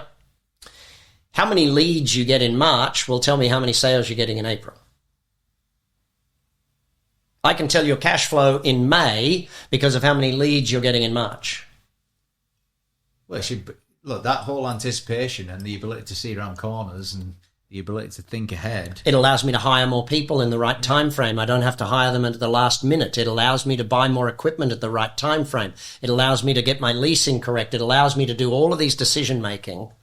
That is a big part, and that's why marketing is so important. So we start increasing volume. So you get control, then we start increasing volume, and you get the real cash flow happening. And once you've got volume, then we've got a good, solid business to build upon. Look, you're even convincing me on this. You've convinced me many times. It's probably the passion. What's the take-home message for this, for getting the profit growth strategy in people's businesses? Dude, there's so many, but know your numbers and set a goal for your numbers. So let me break that down for you. Let's imagine we did that first thing I said we do. When do you want to finish the business, right? So we answer the question of when do you want to finish the business? And you said to me, James, Brad, I want to finish it by this date. And I then asked you a few more questions. I said, well, what do you want to sell it for if you sell it? You know, I don't know. I said, well, okay, let's look at your dreams and your life. Because your business is a vehicle to provide for your life. It's not your life, right? And you said, Brad, I want to sell it for 10 million quid. Fantastic. 7 years from now, 10 million quid. What do you think you've got to be doing in revenue for it to sell for 10 million quid? Now, this might take a few weeks of research to go away and look at your industry and see what are the multipliers and the multiples and who's buying and what they'll pay for it. And let's imagine we come up with, well, it's got to be doing 100 million quid in sales and it's got to be doing 2 million quid in profitability because your industry, whatever you're doing, it's a low profit industry. Fantastic. So we've got to do 100 million in sales, 2 million in bottom line profit so we can sell this thing for 5 times EBITDA, 5 times profits is your multiple. Fantastic. We then go through, James, and say in 7 years, here's what your lead flow numbers have to be. Here's what your conversion rate has to be. Here's what your repeat business rate, your average sale, and your margins have to be. By 6 years, we've got to get it to these numbers. By 5 years, by 4 years, by 3 years, by 2 years, by next quarter, we've got to have this growth in it. So I know what your numbers need to be for 7 years out. I can plan your marketing. I can plan what are the strategies we need to implement, the ABOS system. How do we install these strategies to go from this conversion rate to this conversion rate? How do we install the strategies to go from this number of transactions to this number of transactions? Classic reverse engineering, but with absolute detail. It's giving you the profit. Well, the system and the strategies of ABOS, you got to... The average business owner said, I've tried everything. I said, well, okay, here's 3,500 strategy cards. Pick which ones you've tried. We've developed a toolbox within ABOS that gives the owner control back of the growth of their business. It's no longer a guessing game. Yeah, to be honest, though, even if you've tried it once, don't mean to say it wouldn't work next time, because you've got another formula that says B times do equals have, yeah? Mm-hmm. So I did this, but you've not only got to do it, you've got to be... Well, it's like the person who says, I've tried telemarketing. Great. And how many books did you read on how to do sales on telemarketing? How much training did you have on telemarketing? How much sales training did you get? How much did you test the script to be able to know exactly what works, what doesn't? And, you know, I'm a very big test and measure guy. And when people tell me they tried something, I go back to, well, show me the numbers. Well, I made 10 phone calls. Then you didn't try anything. There's no testing in 10. I was a coach for my kids' soccer team. My older daughters, they're now 22 and 23. But back when they were in under 12s, there was a young girl on the team, and we were learning laces kicks, we had to call them for the kids. You know, they all kick with their toe, or then they kick with the inside of their foot. So we taught them inside, outside foot, and now we're teaching them front of the foot, the big kick, you know, the booming front of the foot off the thing. And I said to all the girls, right, over to the fence, 100 laces kicks.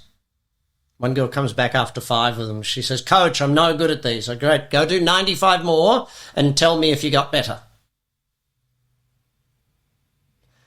I interviewed Darren Cahill, who's possibly the GOAT tennis coach of all time.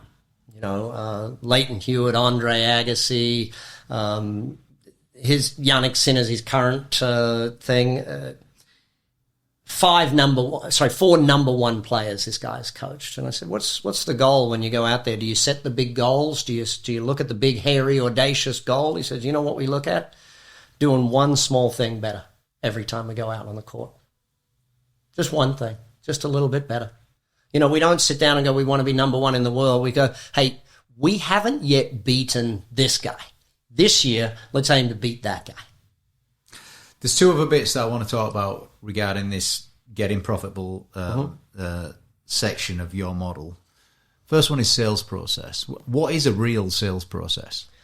For sales is technically a scientific thing again, if you break it down. What is the information someone needs to know to be able to make a decision? Now, there's multiple buying styles, and whether you go with the disc profile, the communication of the VAK, the neuro-linguistic programming, the bank, spin, there's all different buying styles, right? But what it starts with is a flow chart. And the flow chart starts with when someone connects with us, what do they have to do, right through to how does someone actually make their second purchase with us. The flow chart should not stop at the single purchase. A single purchase is not a customer. They're a shopper. They've made a transaction with you. In order for someone to become a customer, they need to become accustomed to doing business with you. Like the second time you go to a restaurant, you already know where the bathrooms are. You already know things. Do you know what I mean? You're accustomed to it. And we call that the ladder of loyalty. And the ladder of loyalty takes someone from a suspect, a potential customer, to a prospect, meaning they've raised their hand and said, hey, I'm interested. And remember back in marketing today, and this really goes into the sales system, if I can just spend a minute on marketing and sales today is very different to where it was pre-COVID and pre-10 years ago. I'll go back when I first bought a car. Okay, when I first bought a car, you went to 10 dealerships, you looked at all the cars on the lot, and you got the brochures, and you took the brochures home, and then you studied it all, and then you went back and test drove 1 or 2 of them, sort of thing. Today, the world of buying is different. I'll give you 4 sets of statistics that I think are very important. Number 1, it's now more than 40% of buyers do not want to talk to a salesperson in the transaction. They don't want to ever deal with a human. The younger you are, the higher that percentage is. The older you are, the more chance you want to get on a phone and talk with a potential salesperson. So the role of the salespeople have changed dramatically. The role of marketing, Google gave us these statistics. So Google did an analysis they called ZMOT, Zero Moment of Truth, which says 7-11-4 is their essential numbers, meaning 7 hours of research, 11 interactions in 4 different places. Now, let me explain that.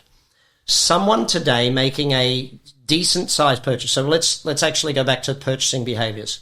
If I know what I want to buy, I go to Amazon or something similar. Okay, I'm already there. I open the app and I click, and I might do a minute search for the item that I want, or I might even search the category of item. Usually, if I'm doing more research than that, I go to Google.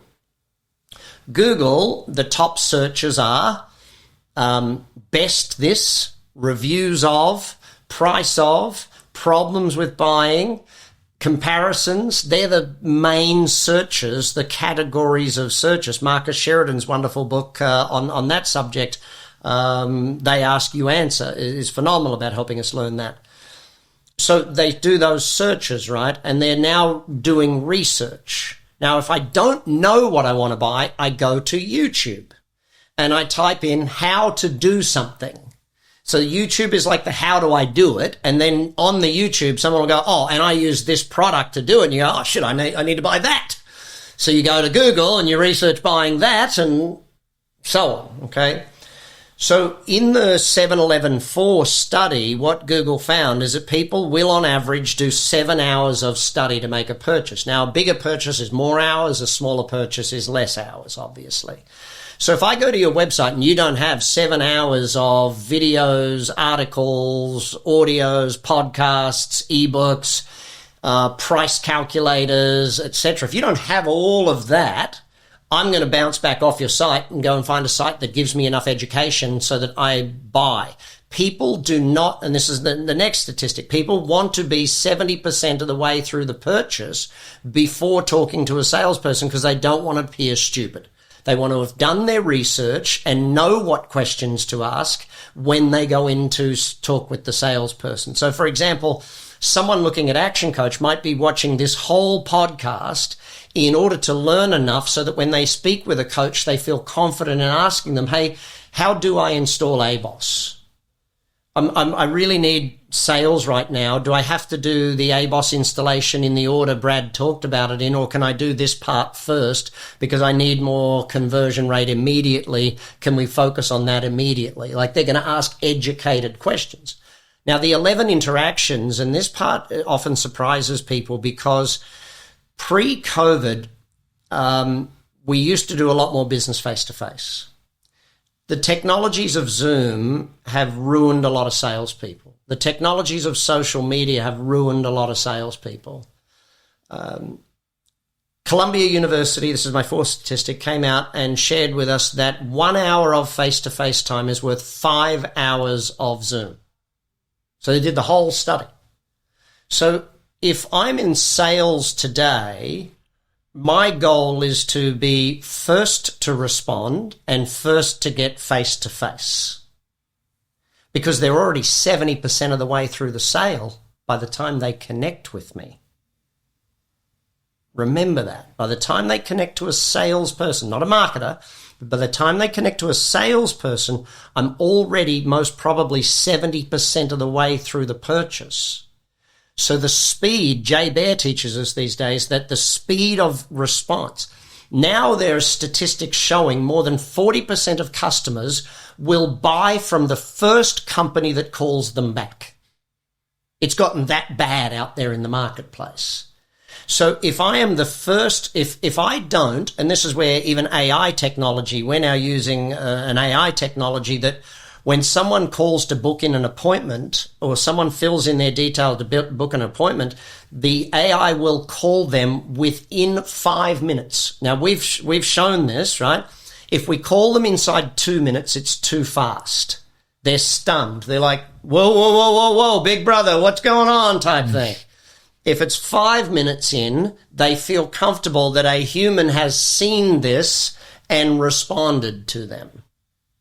So the AI will call you, James, and say, hey, James, it's Brad calling from Action Coach. We noticed you booked in for our 2-week coaching program to get started with us, and we're very excited by that. I just wanted to book you in for your first social coffee meeting with one of the coaches, and I was looking at a time in that, and they're like, hang on, I just filled that in. I know, we have an office here. We work 24 hours a day because we're a global business. We want to make sure that if you need help, we get you the help as soon as we possibly can. So what's a good time for you to get into your first appointment? Now, your coach doesn't have any appointments available until next week. We've got Monday and Tuesday as allocated times, and he's going to be in your area on Tuesday. How about Tuesday at 2:00? Could we do that? Now, by the way, James, Coach said he'd rather you selected the coffee shop. Do you have a favorite coffee shop? If you don't, we can come back. And this is AI all doing this. Now, if they ask you, hey, is this a real person? It says, Absolutely. I'm an AI assistant, and I do this for Brad, and I help out with doing all this stuff. We found that the systems make us much more effective.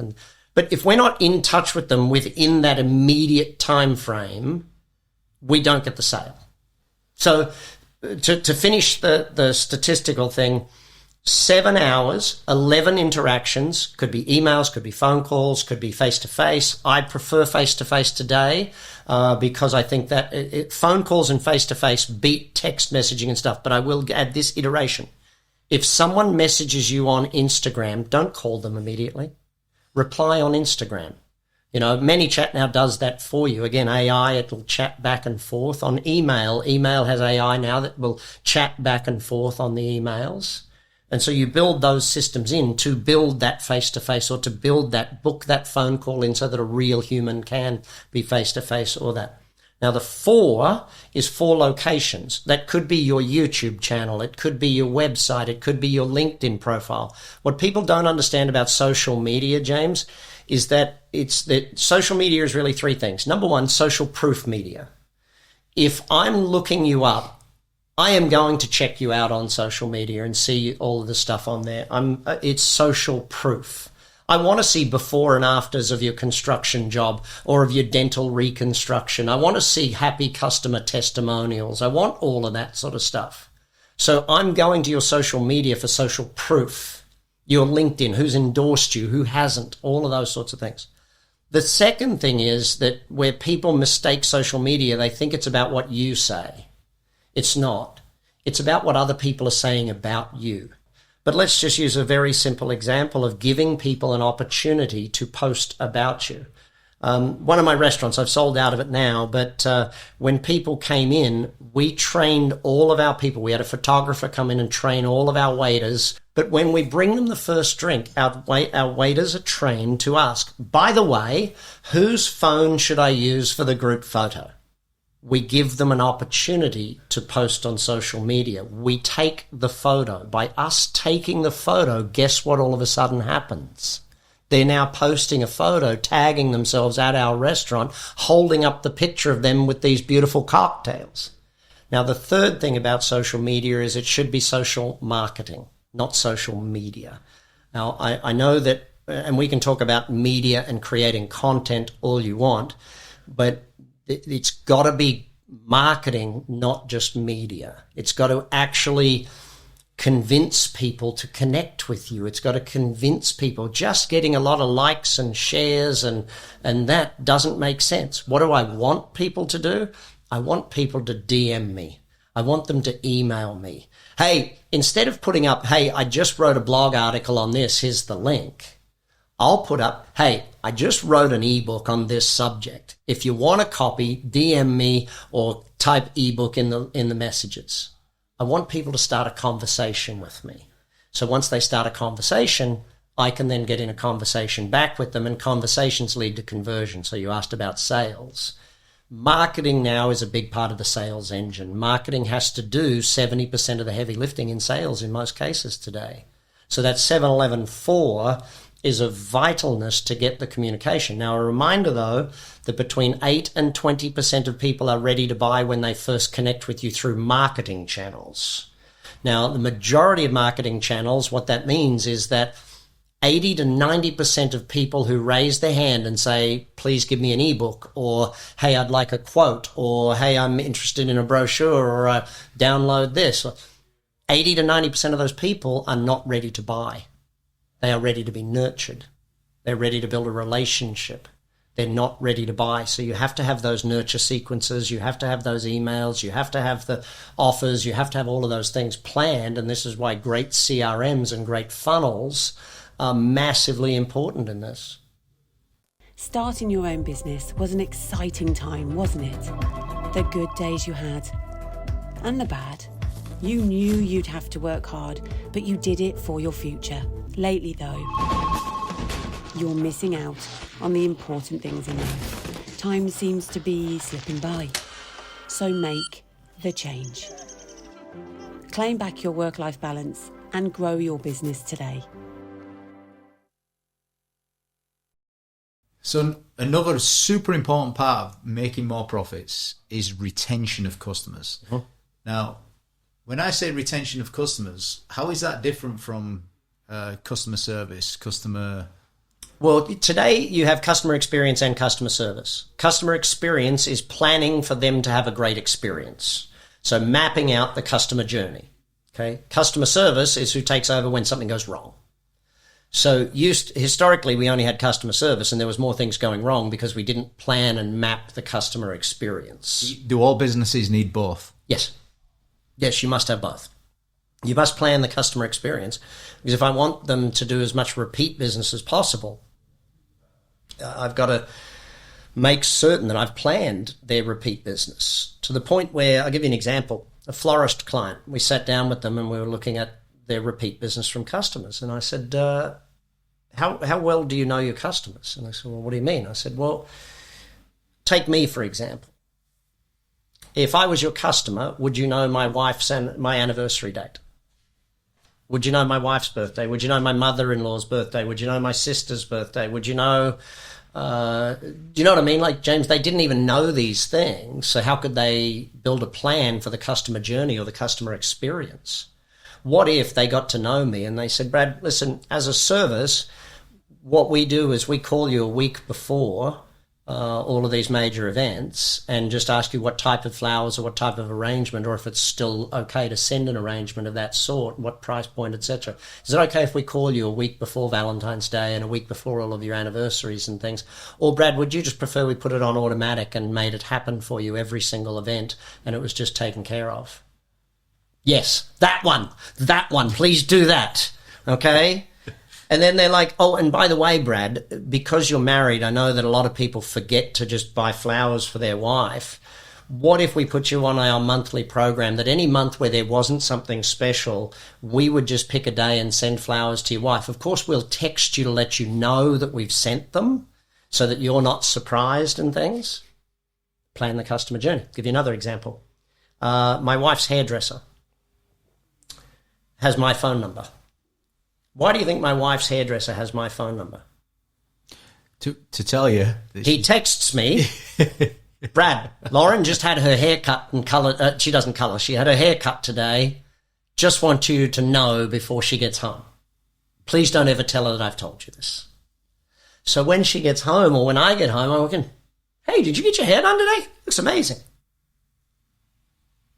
What does she think about the hairdresser? Every time I get my hair cut, my husband notices. And people go, oh, that's just... No, it's an amazing service that he does to help me be a better husband. If you plan the customer journey, you create raving fans. As we talked about before, you get a suspect, turn them into a prospect becomes a shopper with a singular transaction. We turn them into a customer by getting them into a repeat transaction. Your offer to a brand new customer must be, if they're a first-time customer, you need to do something amazing. What's the amazing offer that you give them? Let's talk about getting the business run by systems. Is this the first part of getting off the tools? No, the first part of getting off the tools is getting control of the base. The second part is getting enough money that you can employ people to get off the tools, hence the marketing being second. You've got to be able to employ people to be able to get off the tools. Systemization is then the next phase of that so that anyone can deliver, or anyone that's trained well enough can deliver the program or deliver the product or deliver the service type thing. I'll give you an example. One of my friends has a sports massage business and he hires masseuses who are 10 years plus. He won't hire them unless they're 10 years plus, okay? He then puts them through another 2 weeks training and systems learning so they learn his way of doing it. So the systems are of vital importance. But until you have volume of marketing, until the marketing has got you enough customers, doing systems is almost not worth it because systems is where we start to take paper systems and turn them into technology. Systems is where we start to get really clear on our vision for the business. I don't like people doing their vision when they first come to us because until they've started doing marketing and got some volume, they probably can't see just how amazing their business can be. They probably can't see just how big it can go. You do talk about going big as well when you speak. Yeah, look, my thing is exponential business growth. It's about scaling your business. It's about multiplying the profitability of the organization. You don't have to just go percentage growth. You can go multiplied growth. But for multiplied growth, you need scalable systems. If the systems aren't scalable, if you want to open 10 offices or 30 stores or 10 cities or 5 countries, the systems had better be dang good to be able to handle that. So we've got technology, we've got automation systems that we can put in place. We've got HR people systems, education systems. Mm-hmm. What other kind of systems are we putting in place? Well, systems doesn't start with actually putting the systems in place. Systems starts with directionality. So setting the vision for the organization, setting the culture document for the organization, setting the mission and those things, getting really clear on where you're going. For me, leadership starts with a framework, and the framework of leadership is having a direction and clear measurable objectives and key results in the organization. It has to have a plan, because there's no, you don't systematize just for the sake of systems. You systematize to achieve something, to go somewhere, to do something. So unless you know where you're going, putting the systems in play doesn't really make much sense. Having the checklists and all of those basic things, absolutely. That's part of the foundation. But when we come to the high-end systems, we want to start with understanding where we're going. Who do we need to create systems for? Like, what is the organization going to look like? You mentioned org chart earlier, building the org chart. And again, in the ABOS installation, people build their org chart in the system side thing. So, yeah, I mean, just to go through your 9 at this level, there's setting the vision, mm-hmm. there's the culture, mm-hmm. there's the mission, mm-hmm. which are directional things, as you've said. Then there's org charts. Then there's roles and responsibility through position agreements. Yes. Then there's the KPIs, the dashboard system. Then the... you got to know where you're going and what you're measuring, and then you can create systems to get there. You do. Let's get them all out here, because you've also got your weekly meetings. Well, so that's your management system. Your management system does that. Your leadership system does that. Your high-performance team systems do those things. That's part of the human side of the systemization. Like when we talk systems, James, what I like to make it simple for people. I don't want an ISO 9000 manual. I want a video that trains me how to do something. A video on a checklist is better than a 74-page manual that gets in the way. If people aren't using the systems in your business, it's probably because the systems actually make their job harder than easier. I want to reformat the client intake form so that it asks them all the right questions, and that's how I systematize the client intake. Or if I do that on the digital system, they've got to put in these things, and once those things are entered, then we do a proper intake of a customer. Does that make sense? Don't make it so that it adds work. Make it so that it's part of the work. And it makes everyone's life easier, not harder type thing. Systems should make everyone more effective, more efficient, not less efficient and less effective. I find too many companies where they install systems that slow people down rather than increase productivity. Your systems should increase the productivity of the humans. Should we just go into leadership then? Because you mentioned a couple of things, passion, focus, and I've heard you mention in the past it's about communication too. Yeah, so leadership is a framework first, meaning vision, mission, plan, objectives, key results, all of that stuff. If you don't have that, where are you leading them to? Second part of leadership is the skill set that you need to have. And communication is obviously very high up on a leader's skill set. If you haven't done communication training, then you're going to come to us and do some communication training. Does that make sense? Yeah. But you've also got to look at, you've got to have delegation training. You've got to have, all of those things, because most leaders don't delegate, they abdicate. There's no system, there's no training, there's no accountability, or no scorecard kept. Therefore, they're not delegating, they're abdicating responsibility to another person. So if we take that and say, yes, framework, then the skills, and there's a whole bunch of skills that we take people through in our 12-week leadership training. But then there's the core of who you are as a leader, okay? So the core of who you are really comes back to your leadership style. And you want to define your leadership style, because what the goal of leadership is engaged team members. If our team are engaged, then they're getting higher performance. If our team are engaged, then our customers are engaged. If our team are engaged, they see their work as more of a calling than a job. So there's job, career, calling is essentially the order that we see people go through. In many companies, there are some areas of the company where they are just jobs. We would prefer to have them as a career. For example, one of my friends owns a janitorial business, and so all his people do is clean hotels. Well, how do you see that as a career? Is really about the heart and soul of the business, not about the tasks that they do or the type of cleaning material that they use. So that's an important aspect. I think leadership, for someone, if someone is in a leadership position, they've moved past accountability. See, management is about removing three behaviors, really, and that is blame, excuse, and denial. If we have good management systems in place and good training in place, we build competency, we build productivity, we get a person out of blame, out of excuse, out of denial, to a level we call responsibility. So we call it the point of power. Below is blame, excuse, denial. Above the point of power is ownership, accountability, responsibility. Someone in a job will be doing blame, excuse, denial. Someone in a career will be doing responsibility. So their natural behavior is a level of responsibility to doing the job and doing it well. To move into management, you've got to move up to accountability.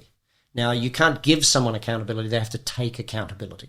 Someone that shows you initiative, that they want to be in charge. Why do you say that? Because you over-promote people. When you over-promote someone who's just good at the skill, they leave the company. Someone has to want to be accountable, held to account, to move into management. Okay, now how do we train managers? By running our management system. Our weekly meetings, our Monday meetings, our Thursday meetings, the daily forms, the weekly things that they do.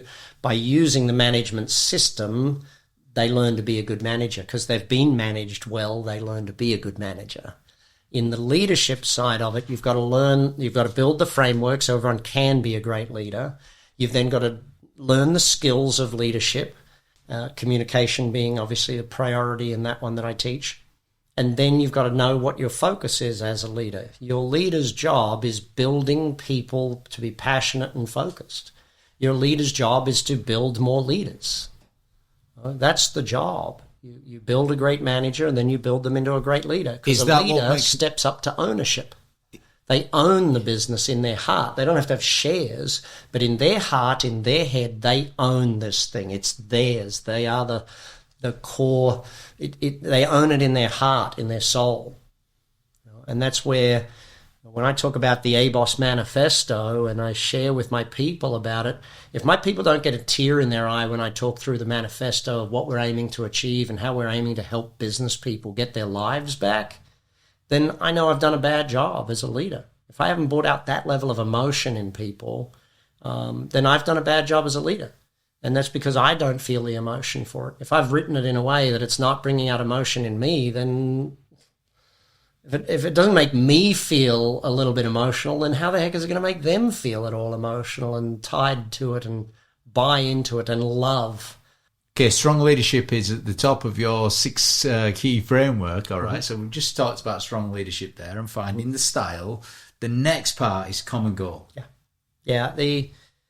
If I go into an average company today and ask them what's the goal of the organization, they can't tell me. They can't tell me. They can't tell me the goal. And if they can tell me the goal, it's like, $1 million a quarter or, it's a financial goal. There's no passion, there's nothing.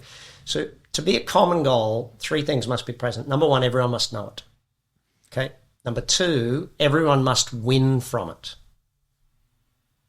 Staff, customers, suppliers, everyone's got to win from it. Okay. And number 3, it's got to have some meaning greater than money. Can't just be about money. If you're a business owner and you think that your staff get excited about money, you're kidding yourself. They don't get excited about that. They get excited about doing great work with great friends and great people. They get excited about achieving amazing things. Okay, in your 6 keys to winning team, so we've got strong leadership first, we've covered that, common goal, and we've got rules of the game. And there's 2 types of rules, culture and some other rules. Yeah, so your basic rules is your employee manual, right? These are the rules of when you show up, when you leave, how you check in, how you do. Like that's just your employee induction manual type thing. Your most important rules are your core values. Okay, so what are the core values of your organization? And document them. Don't just think of them, but actually document them. You know, at Action Coach, we have our 14 points of culture that define who we are as people, because who you are and why you do what you do is so vital in the world today. People don't want to work for companies that don't understand who they are and why they do what they do. Are points of culture the same as core values? Yeah, can be. Yeah, you can use many different terminologies for it. I like the term culture because it defines who we are. I know Zappos is a phenomenal example of this when they use the term core values. But we also have public core values and our care core values of community, accountability, results, and education. So we're very clear to the market, this is who we are. These are our points of culture. If you want to join this team, these are the rules we live by.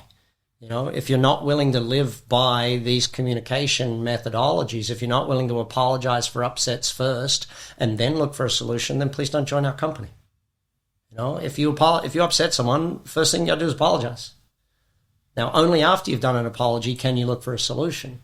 If you make a mistake with a customer, if you're not willing to strive for excellence, then please don't join our company. If abundance isn't something you want to live to, if you want to live in scarcity, please don't join our organization. We don't live that way. We set the culture based on what is important to us. And by doing that, we can attract people who fit our culture, fit our core values. You're saying it like, if you don't want this, don't join, like to put people off. Yes.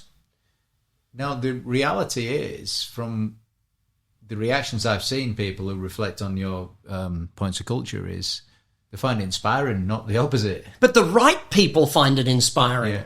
The right people go, that's amazing. I want to work there. I want to be a part of that team. I want to join that culture. That is me. I believe in that. I see that. And then other people go, that's the dumbest stuff I ever seen. Brilliant. Don't join us.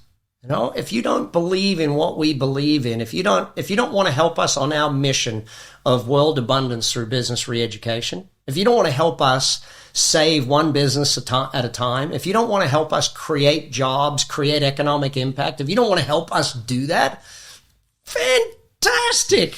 You want to attract the right team members, not all of them. And unless you tell me who you are and why you do what you do, I don't know enough about your company to join it. How do I become a great team member if I can't understand the culture of your company? How do I make a decision that I do want to be a part of that or don't? There's 3 more important aspects of your model on leadership, not leadership, on team. Okay. Action plan is next. Yep. And we've talked a lot about that already, but it basically, a team can't be a great team unless they know their position. Yeah, and you talked about the 90-day plan earlier on, the 3-month plan, yeah?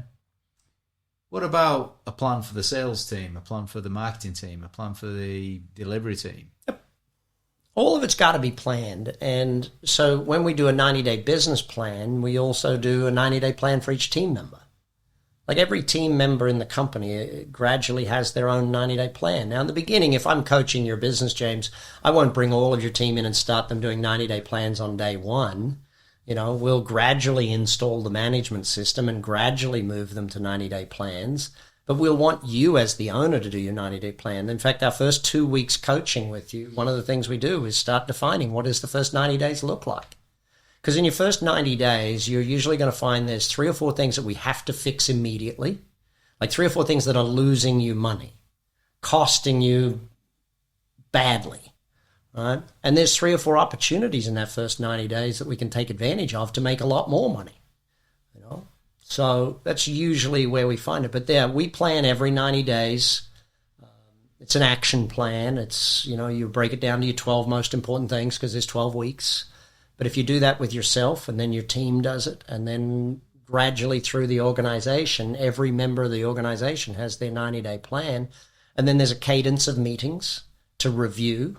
So at the end of month 1, we review the 90-day plan. Are we on track with this? Are we moving in the right direction? What have we forgotten? What have we missed? What do we need to do? End of month 2, there's another review segment of the plan and a brainstorm of what's going to come for next quarter. Those cadence of those meetings that are part of your coaching. Your coach goes through this stuff with you to make sure that you are on track. A business owner does an amazing job with their team when everyone knows who's doing what. Like, you don't have a football team where they don't know their job. They all know their job. They know their position. They know the plan. They know what they've got to do. Give you another example of planning and how it works with people. One of my kids' friends at school, his dad was a professional golfer, and he played on the nationwide tour, and he got his PGA card, and he started playing. He won a few tournaments, and after about 12 months, he was having a slump, and it was Christmas time, and he was over for some dinner, and we started chatting. I said, dude, what's going on? He said, dude, I just want to make the cut. I said, what? I said, I just need to make the cut some weekends. I said, I asked him permission. I said, is it okay if I coach you for a few minutes? And he said, yeah, I'd love that. The highest paid business coach in the world offering you a few minutes for free. Yes, I will take that. I said, what's the next tournament? He told me the next one. I said, and what's the winning score for that tournament got to be? He said, I don't know. I said, well, we pulled it up the last few years. That tournament at that course was the Sony. It's in Hawaii. And he said, well, to win that, you're probably going to need to be 16 to 18 under the thing. I said, great. Let's make a plan then. Which holes are the birdie holes? Which holes are the potential bogey holes? Which holes are the almost always going to be par? So how are we going to get to 18 under? We need to, over 4 days, we need to aim for 6 under every day because we might not perfectly get it. Let's make this plan. So you see how we built a plan for him to no longer see his previous plan was just pay the bills. Because if your goal is to make the cut and you fail, you've made no money. If your goal is to pay the bills and you can't afford to pay all the bills, then you're out of business. Your goal has to be to achieve an amazing level of something. Your goal has to, and in his case, your goal has to be to win. Now, if you don't win, automatically you've made the cut. So you've at least paid the bills for the week. Does that make sense? Like, you go for the massive one and the automatic result is at least that small thing, I guess. Paying the bills happens no matter what because you're going for amazing. But that action plan, breaking him down and just going through step by step by step. And then I said to him, I want you to plan me every hole, what clubs? He's like, what? I said, I want to see what club on every single hole. Break it right down for me, because if you can't show me how you're going to do something, I don't believe it's going to happen. So that's an action plan, James. All right, let's talk about risk. What role does that play in team development? So point number 5 of the 6 is support risk-taking. If you're asking someone to do something new, they're taking a risk. You can't have an organization where people hide their mistakes. You have to have a culture where you're open about mistakes. It's very common, that, though. People do hide the mistakes. But it's not just common in business. It's common in households. It's like your kids will hide their mistakes from you because they don't want to be yelled at, sort of thing. And this is where learning good management comes into it, James. Like in our management training, there's one segment. In fact, there's one whole session on how to be a good manager and ask good questions. Because a bad manager asks negative questions and people get scared of taking risks. So why isn't this out to the customer? It's a negative question. It's asking what went wrong. And the only behavior capable of the person is blame, excuse, or denial. If I said to my kid, whose turn is it to set the dinner table? They both point at each other type thing. And whereas if I use good management questions, they move people forward. Hey, James, what do we need to do to get this back out to the customer? Hey, kids, what do we need to do to get dinner table set? And also we need to understand that the English language, and there's some languages in the world where, like, there's certain things that don't make any sense in the Chinese language because, like, they just don't have a word for it type thing. The English language is a double negative language, meaning no worries, not bad, no problem. Don't jump on the bed, right? So go to Google and type in, "Don't show me a pink elephant." It's going to show you pink elephants. The human brain doesn't work on double negatives. It works on positives. It works on direction. So instead of "don't jump on the bed," hey, please get down on the floor. Please put your feet on the floor immediately. Do you know what I mean? Or please sit down on the bed immediately. And so with a management and risk taking, if we're hurting people for when they do something wrong, if the only time they hear from us is when they make a mistake, we're not supporting the risk that they are having to take to do new things. But the risk taking starts with you as the leader. You've got to be willing to put yourself out there and do new things. What does it take, though, to embrace that philosophy? Growth. The growth philosophy. You're only going to grow if you... Growth takes pressure, right? The second law of thermonuclear dynamics teaches us that unless there is pressure, perturbation, there will not be growth. Now, a thing is, I'm looking out the window here and there's trees out there. They're either growing or dying. A business is either growing or dying. You cannot stand still. Status quo is impossible. It's a law of nature. Like the tree is either growing or it's dying. It can't go, hey, you know what? I'm going to stop growing right now. This is exactly the type of tree I wanted to be. I'm good. It dies. Businesses do the same, whether it's the competitors coming past you that's killing you, whether it's losing customers because you're not innovating. 10 years ago, you go to a hotel. Where did you get the internet? You went on a dial-up in your room, right? Nowadays, if you go to a hotel and they don't have free Wi-Fi that's high-speed internet with no password, you're upset.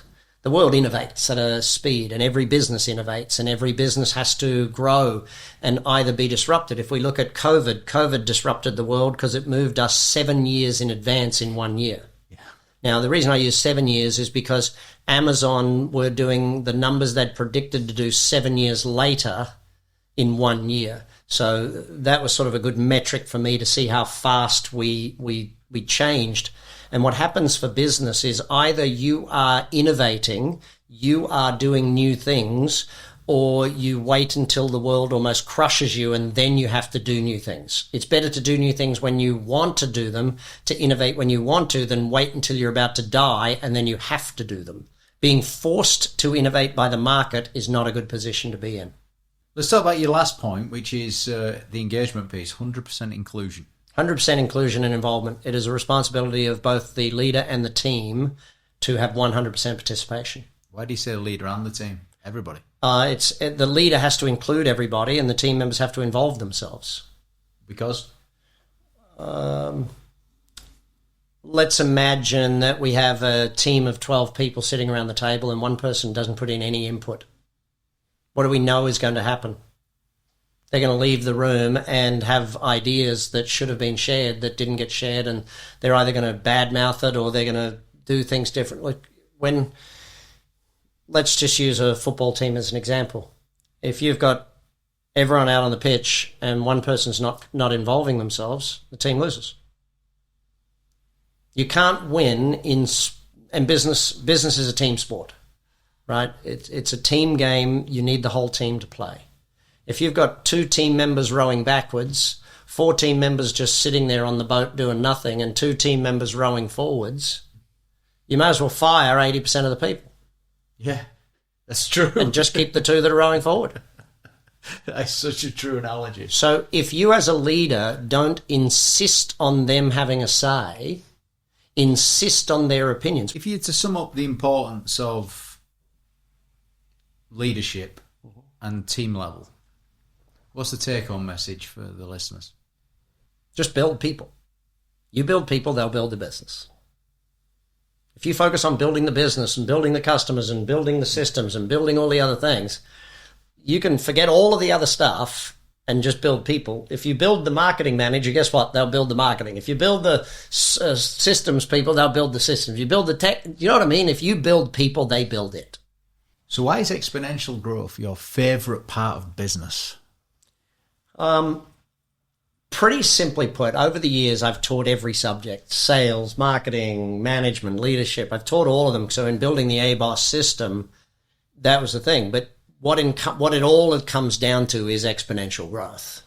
What everything comes back to is you're building a model that you can then take and have exponential growth. The way I sort of explain that to people is you use the Ray Kroc understanding, right?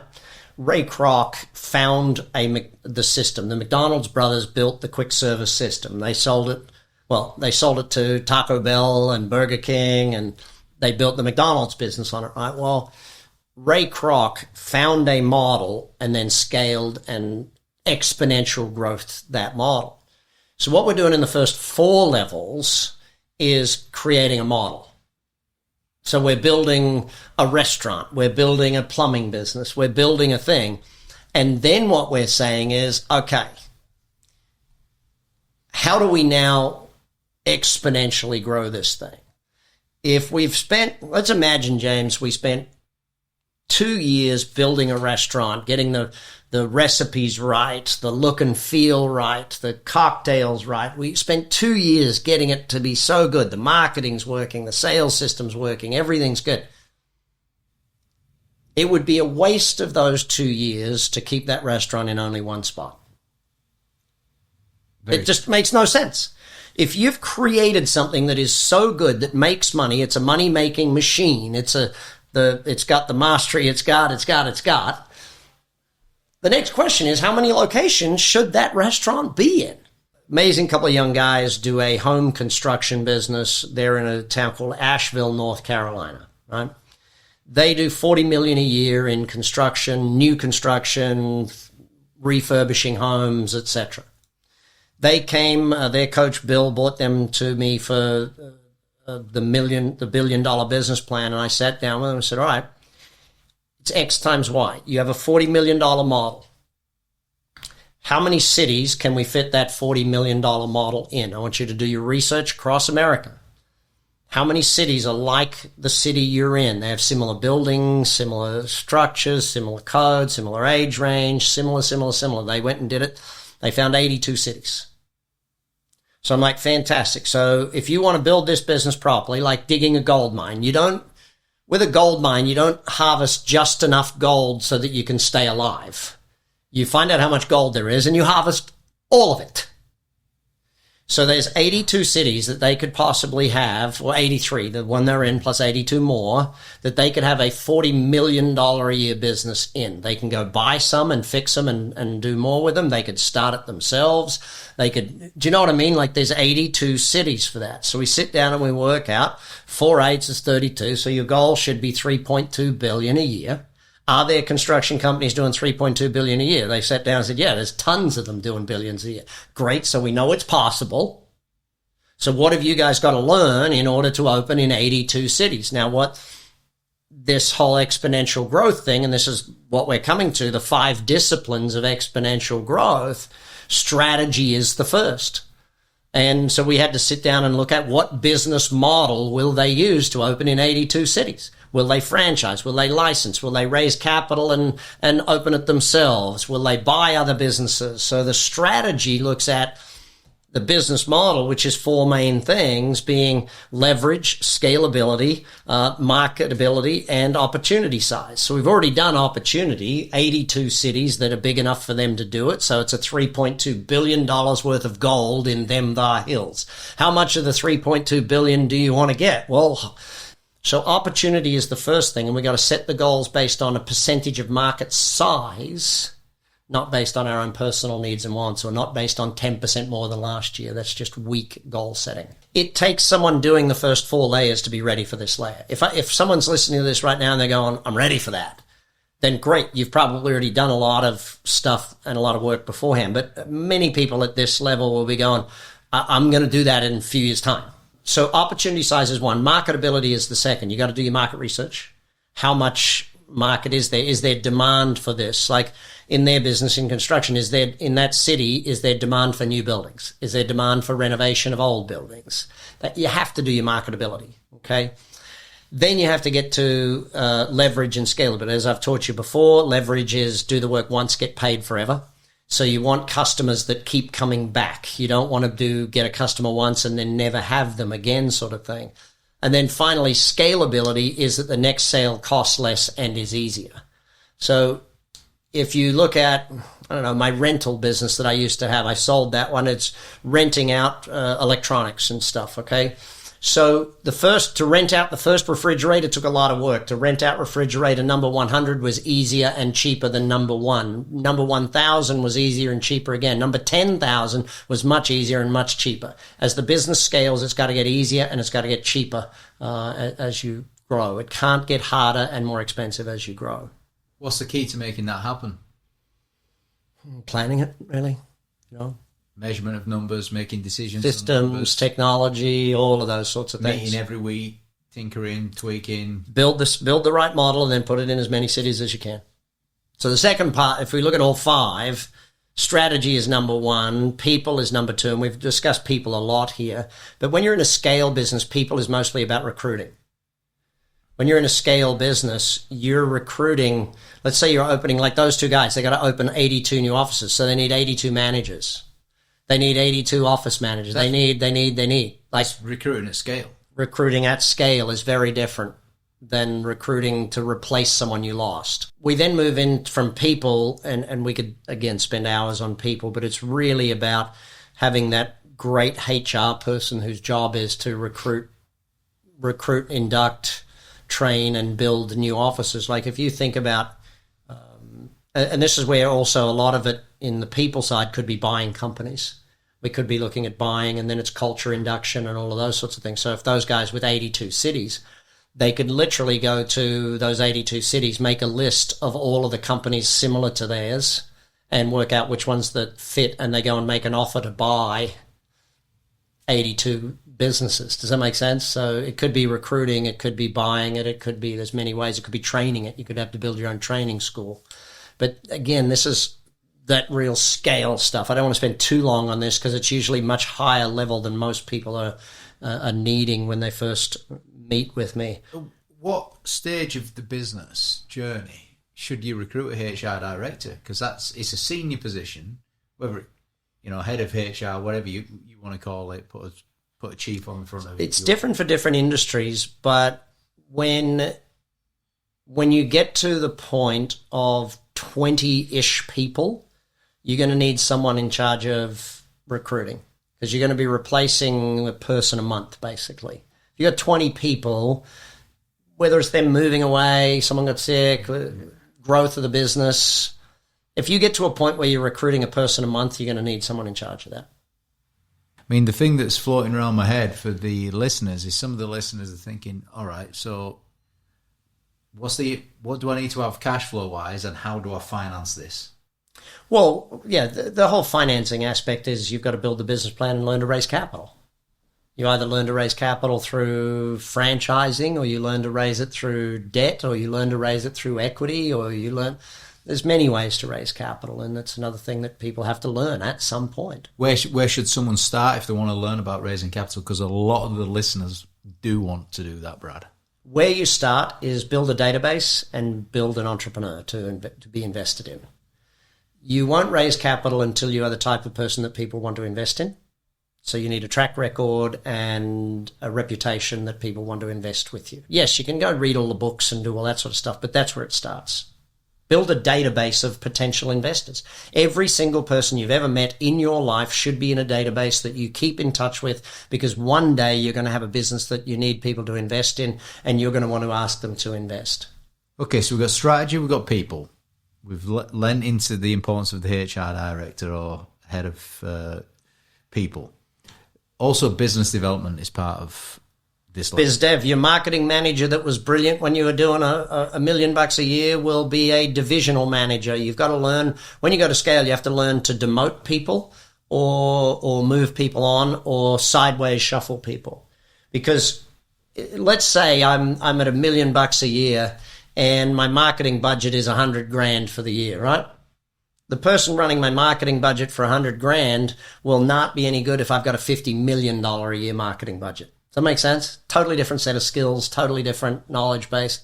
So what I had to learn as I scaled, and you'll even remember one of my CEOs who the business got to a point where it was just too big for him. And I had to step back in and run the company and move him to the side where he became CEO of a division of the company. Yeah. You know, you've got to learn that your people, you can't scale people as fast as you can scale a business. So some of them have got to step aside and allow for a higher level person to come in. If I'm a HR director in a company with 50 people, and then I've got a company over here that's got 1,000 people or employing 1,000 new people a month, that's a different HR director. It's a different, chief HR person.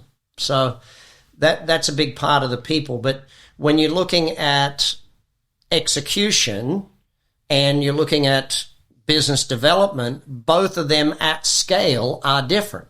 You are on massive recruiting of execution. You're on massive purchasing of new equipment, new systems, new places, new things. Like, imagine opening 5 new Subways a day. How many ovens does Subway then need per month distributed worldwide? They may as well go and buy the oven manufacturing company and do it. You look at Amazon. When Amazon moved to electric vans, they went and bought a share of Rivian to build all the vans for them. They had to capitalize the car company. The car company didn't have the capital to build enough vans for Amazon. Amazon had to buy a share and capitalize them. Apple did it when they made their phones. The companies didn't have enough money to print the screens for the phones. Like, making that many glass screens, holy heck, they had to capitalize the company. They had to invest and buy in them, sort of thing. So it's different. Execution's different at scale. And marketing, when you're opening a new market, you have to learn launch marketing at scale. So there's a big difference between acquiring customers and launching a new business. When you're at scale, when you're at exponential growth, you are launching a new territory. So you've got to learn how to get into a brand new market and get a core group of people that then you build from, sort of thing. So if I give you an example of that, there was a dating app in the US and they learned how to scale by starting at colleges. They went to colleges, and specifically colleges that had a Greek system, so had fraternities and sororities. They found the biggest fraternity and would sponsor a party and pay for everything. And for anyone to get in, they had to show that they had the app downloaded and their profile created. If you had the app downloaded and your profile created, you got in. So they threw a party for 2,000 people out of college, and hey, presto, they hit critical mass in that town. Does that make sense? So you've got to learn launch. You've got to learn critical mass marketing when you're going at scale. And it's very different to the other marketing. It's not acquiring 2 new customers a day. And the final part of the jigsaw here is mission. Mm-hmm. You talk about vision, mission, and culture earlier on in your system development, but mission here is different. You will not have a scale business. All of our studies, all of it shows, you will not have a scale business unless your business is doing something meaningful. It's got to be adding value to the world, because you won't get employees and you won't get customers. Like today, a customer can go on an app and they can see your carbon footprint.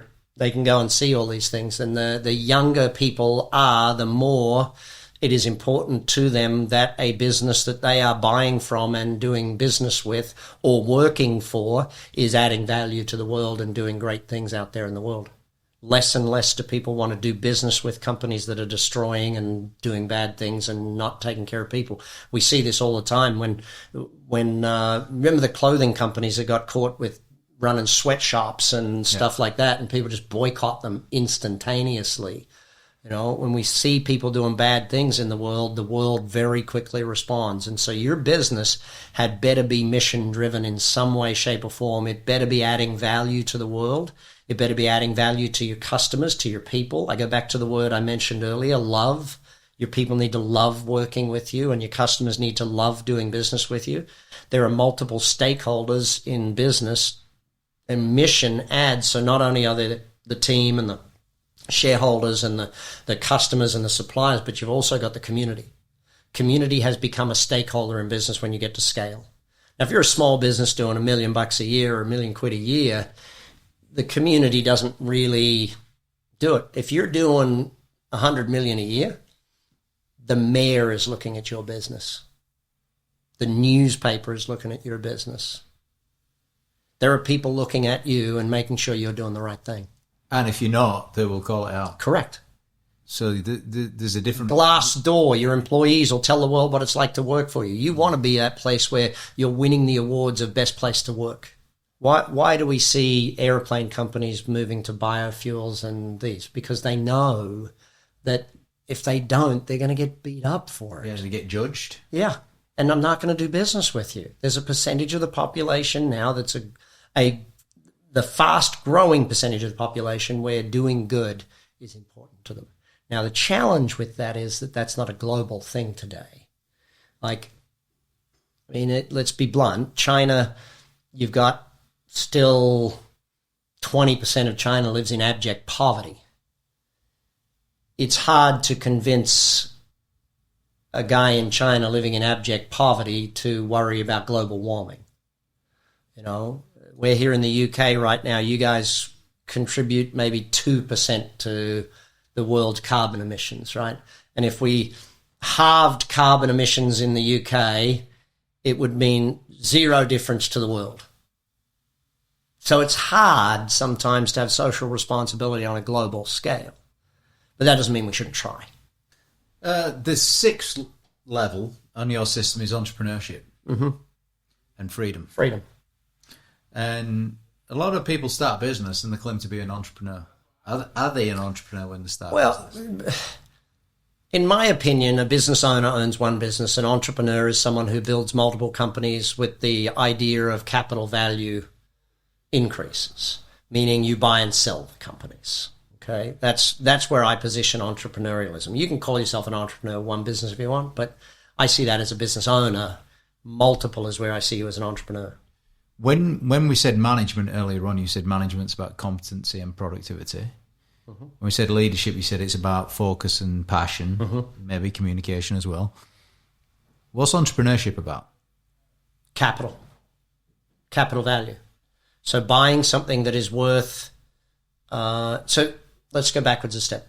In business, the value of a business is determined by the EBITDA. The profit of the business determines the value of the business. If I buy a business and I double the profit, what did I just do? I doubled the value of the business. At the very least, I doubled the value of the business. So if I put it under management, I've now increased the multiple. If I increase the business to be more than 5 million a year in EBITDA, I've moved it into a different buying range with a different set of buyers. A very small business will only be purchased by someone looking to buy themselves a job, so they will not pay much for it. A mid-sized company will be purchased in most cases by an individual who's created wealth, and so they'll buy another business. A large business will generally be acquired by either a capital organization or a public company. So whether the capital organization is venture capital, home office, whether it's a hedge fund, whether it's an investment group of some sort, or a public company, that's where the biggest sales happen. So entrepreneurialism is about capital, and really wealth is about that first ever group of capital. I didn't understand this early on, but capitalization is the key to wealth. The faster I can capitalize, meaning build it and sell it, and then I have capital to do the next thing, whether that's in real estate or business or shares or whatever it is. But the level of freedom, James, is really about time freedom, life freedom, health freedom, all of the things that you get when you have a commercial, profitable enterprise that works without you. Yeah, you know what kills most sales of businesses is the owner just doesn't want to let go of their baby. That's why when we coach people to exit their business, again, we generally takes about 3 years to coach someone on exiting their business. A big part of the coaching is what are you going to do afterwards? We've got to help people learn to let go. The biggest breakthroughs over the years, I've interviewed a lot of our customers and asking them what was the biggest breakthrough moment in their business's growth. And they said the biggest breakthrough moment wasn't marketing, it wasn't finance, it wasn't anything. It was when I learned to let go and allow other people to do their job. So as a business owner, you learning to let go is a massive part of the success of the future of your business. So we started this podcast with What's a Real Business? One that works without you. Yep. And something that you said earlier on was Tom Watson, he coined the phrase working on, not in.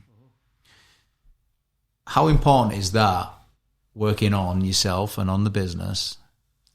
The first 12-week program we put even the smallest of businesses through, we teach them that at the end of the 12 weeks, we want them to have a 10% increase in revenues, and we want them to have found 4 hours a week to be able to work on, not in. So it starts at 4 hours a week? Yeah, we need to find that. It takes about 12 weeks to find those 4 hours. Unless you've got a fairly sizable business, then you can hand off a few things and pretty quick. And just quit the dumb things that you're doing, quit the time wasters. And commit to new stuff. Yeah, and that's where we put it into the calendar. We eventually get business owners to take 1 day off a week from being at the office. They're still going to work, but they're going to work from home or work from a different office. So they're not in the space of their business. So they're working on, not in. Once we get them to that 1 day a week of being out of the office or out of the shop or out of whatever, then they really start to fly. So get off the tools, 1 day a week at home, then build it so it runs without you. But it's all about just, James, I can't harp enough that if you install the operating system, it does it for you. If there was a movie that was made on Brad Sugars, what would it be called? Look, ultimately, James, I want every listener to understand that there is a better way for your business. It doesn't need to be hard. It doesn't need to be tough. It can actually be simple.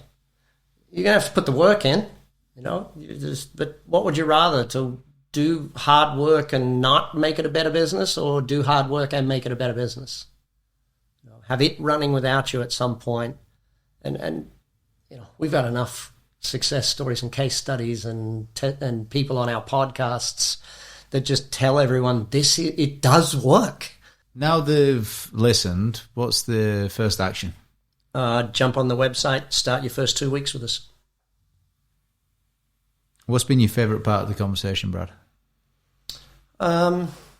Favourite part of the conversation? I think just the fact that we did the entire ABOS justice. Like, you can't do ABOS justice in 20 minutes to try and explain it to someone. There's just too much. There's just too much in it, and the fact that we took the time to do it, I think, is probably the biggest thing. Yeah, look, on behalf of everybody behind the scenes as well, thank you very much for giving this amount of time. And thank you to those who listened to me on 1.5 or 2 times speed. Brad Sugars, thank you very much, sir. Thank you, James. Starting your own business was an exciting time, wasn't it? The good days you had, Bill, how are you? And the bad. You knew you'd have to work hard, but you did it for your future. You did it for the ones you love. Lately, though, you're missing out on the important things in life. Time seems to be slipping by. So make the change. Claim back your work-life balance and grow your business today.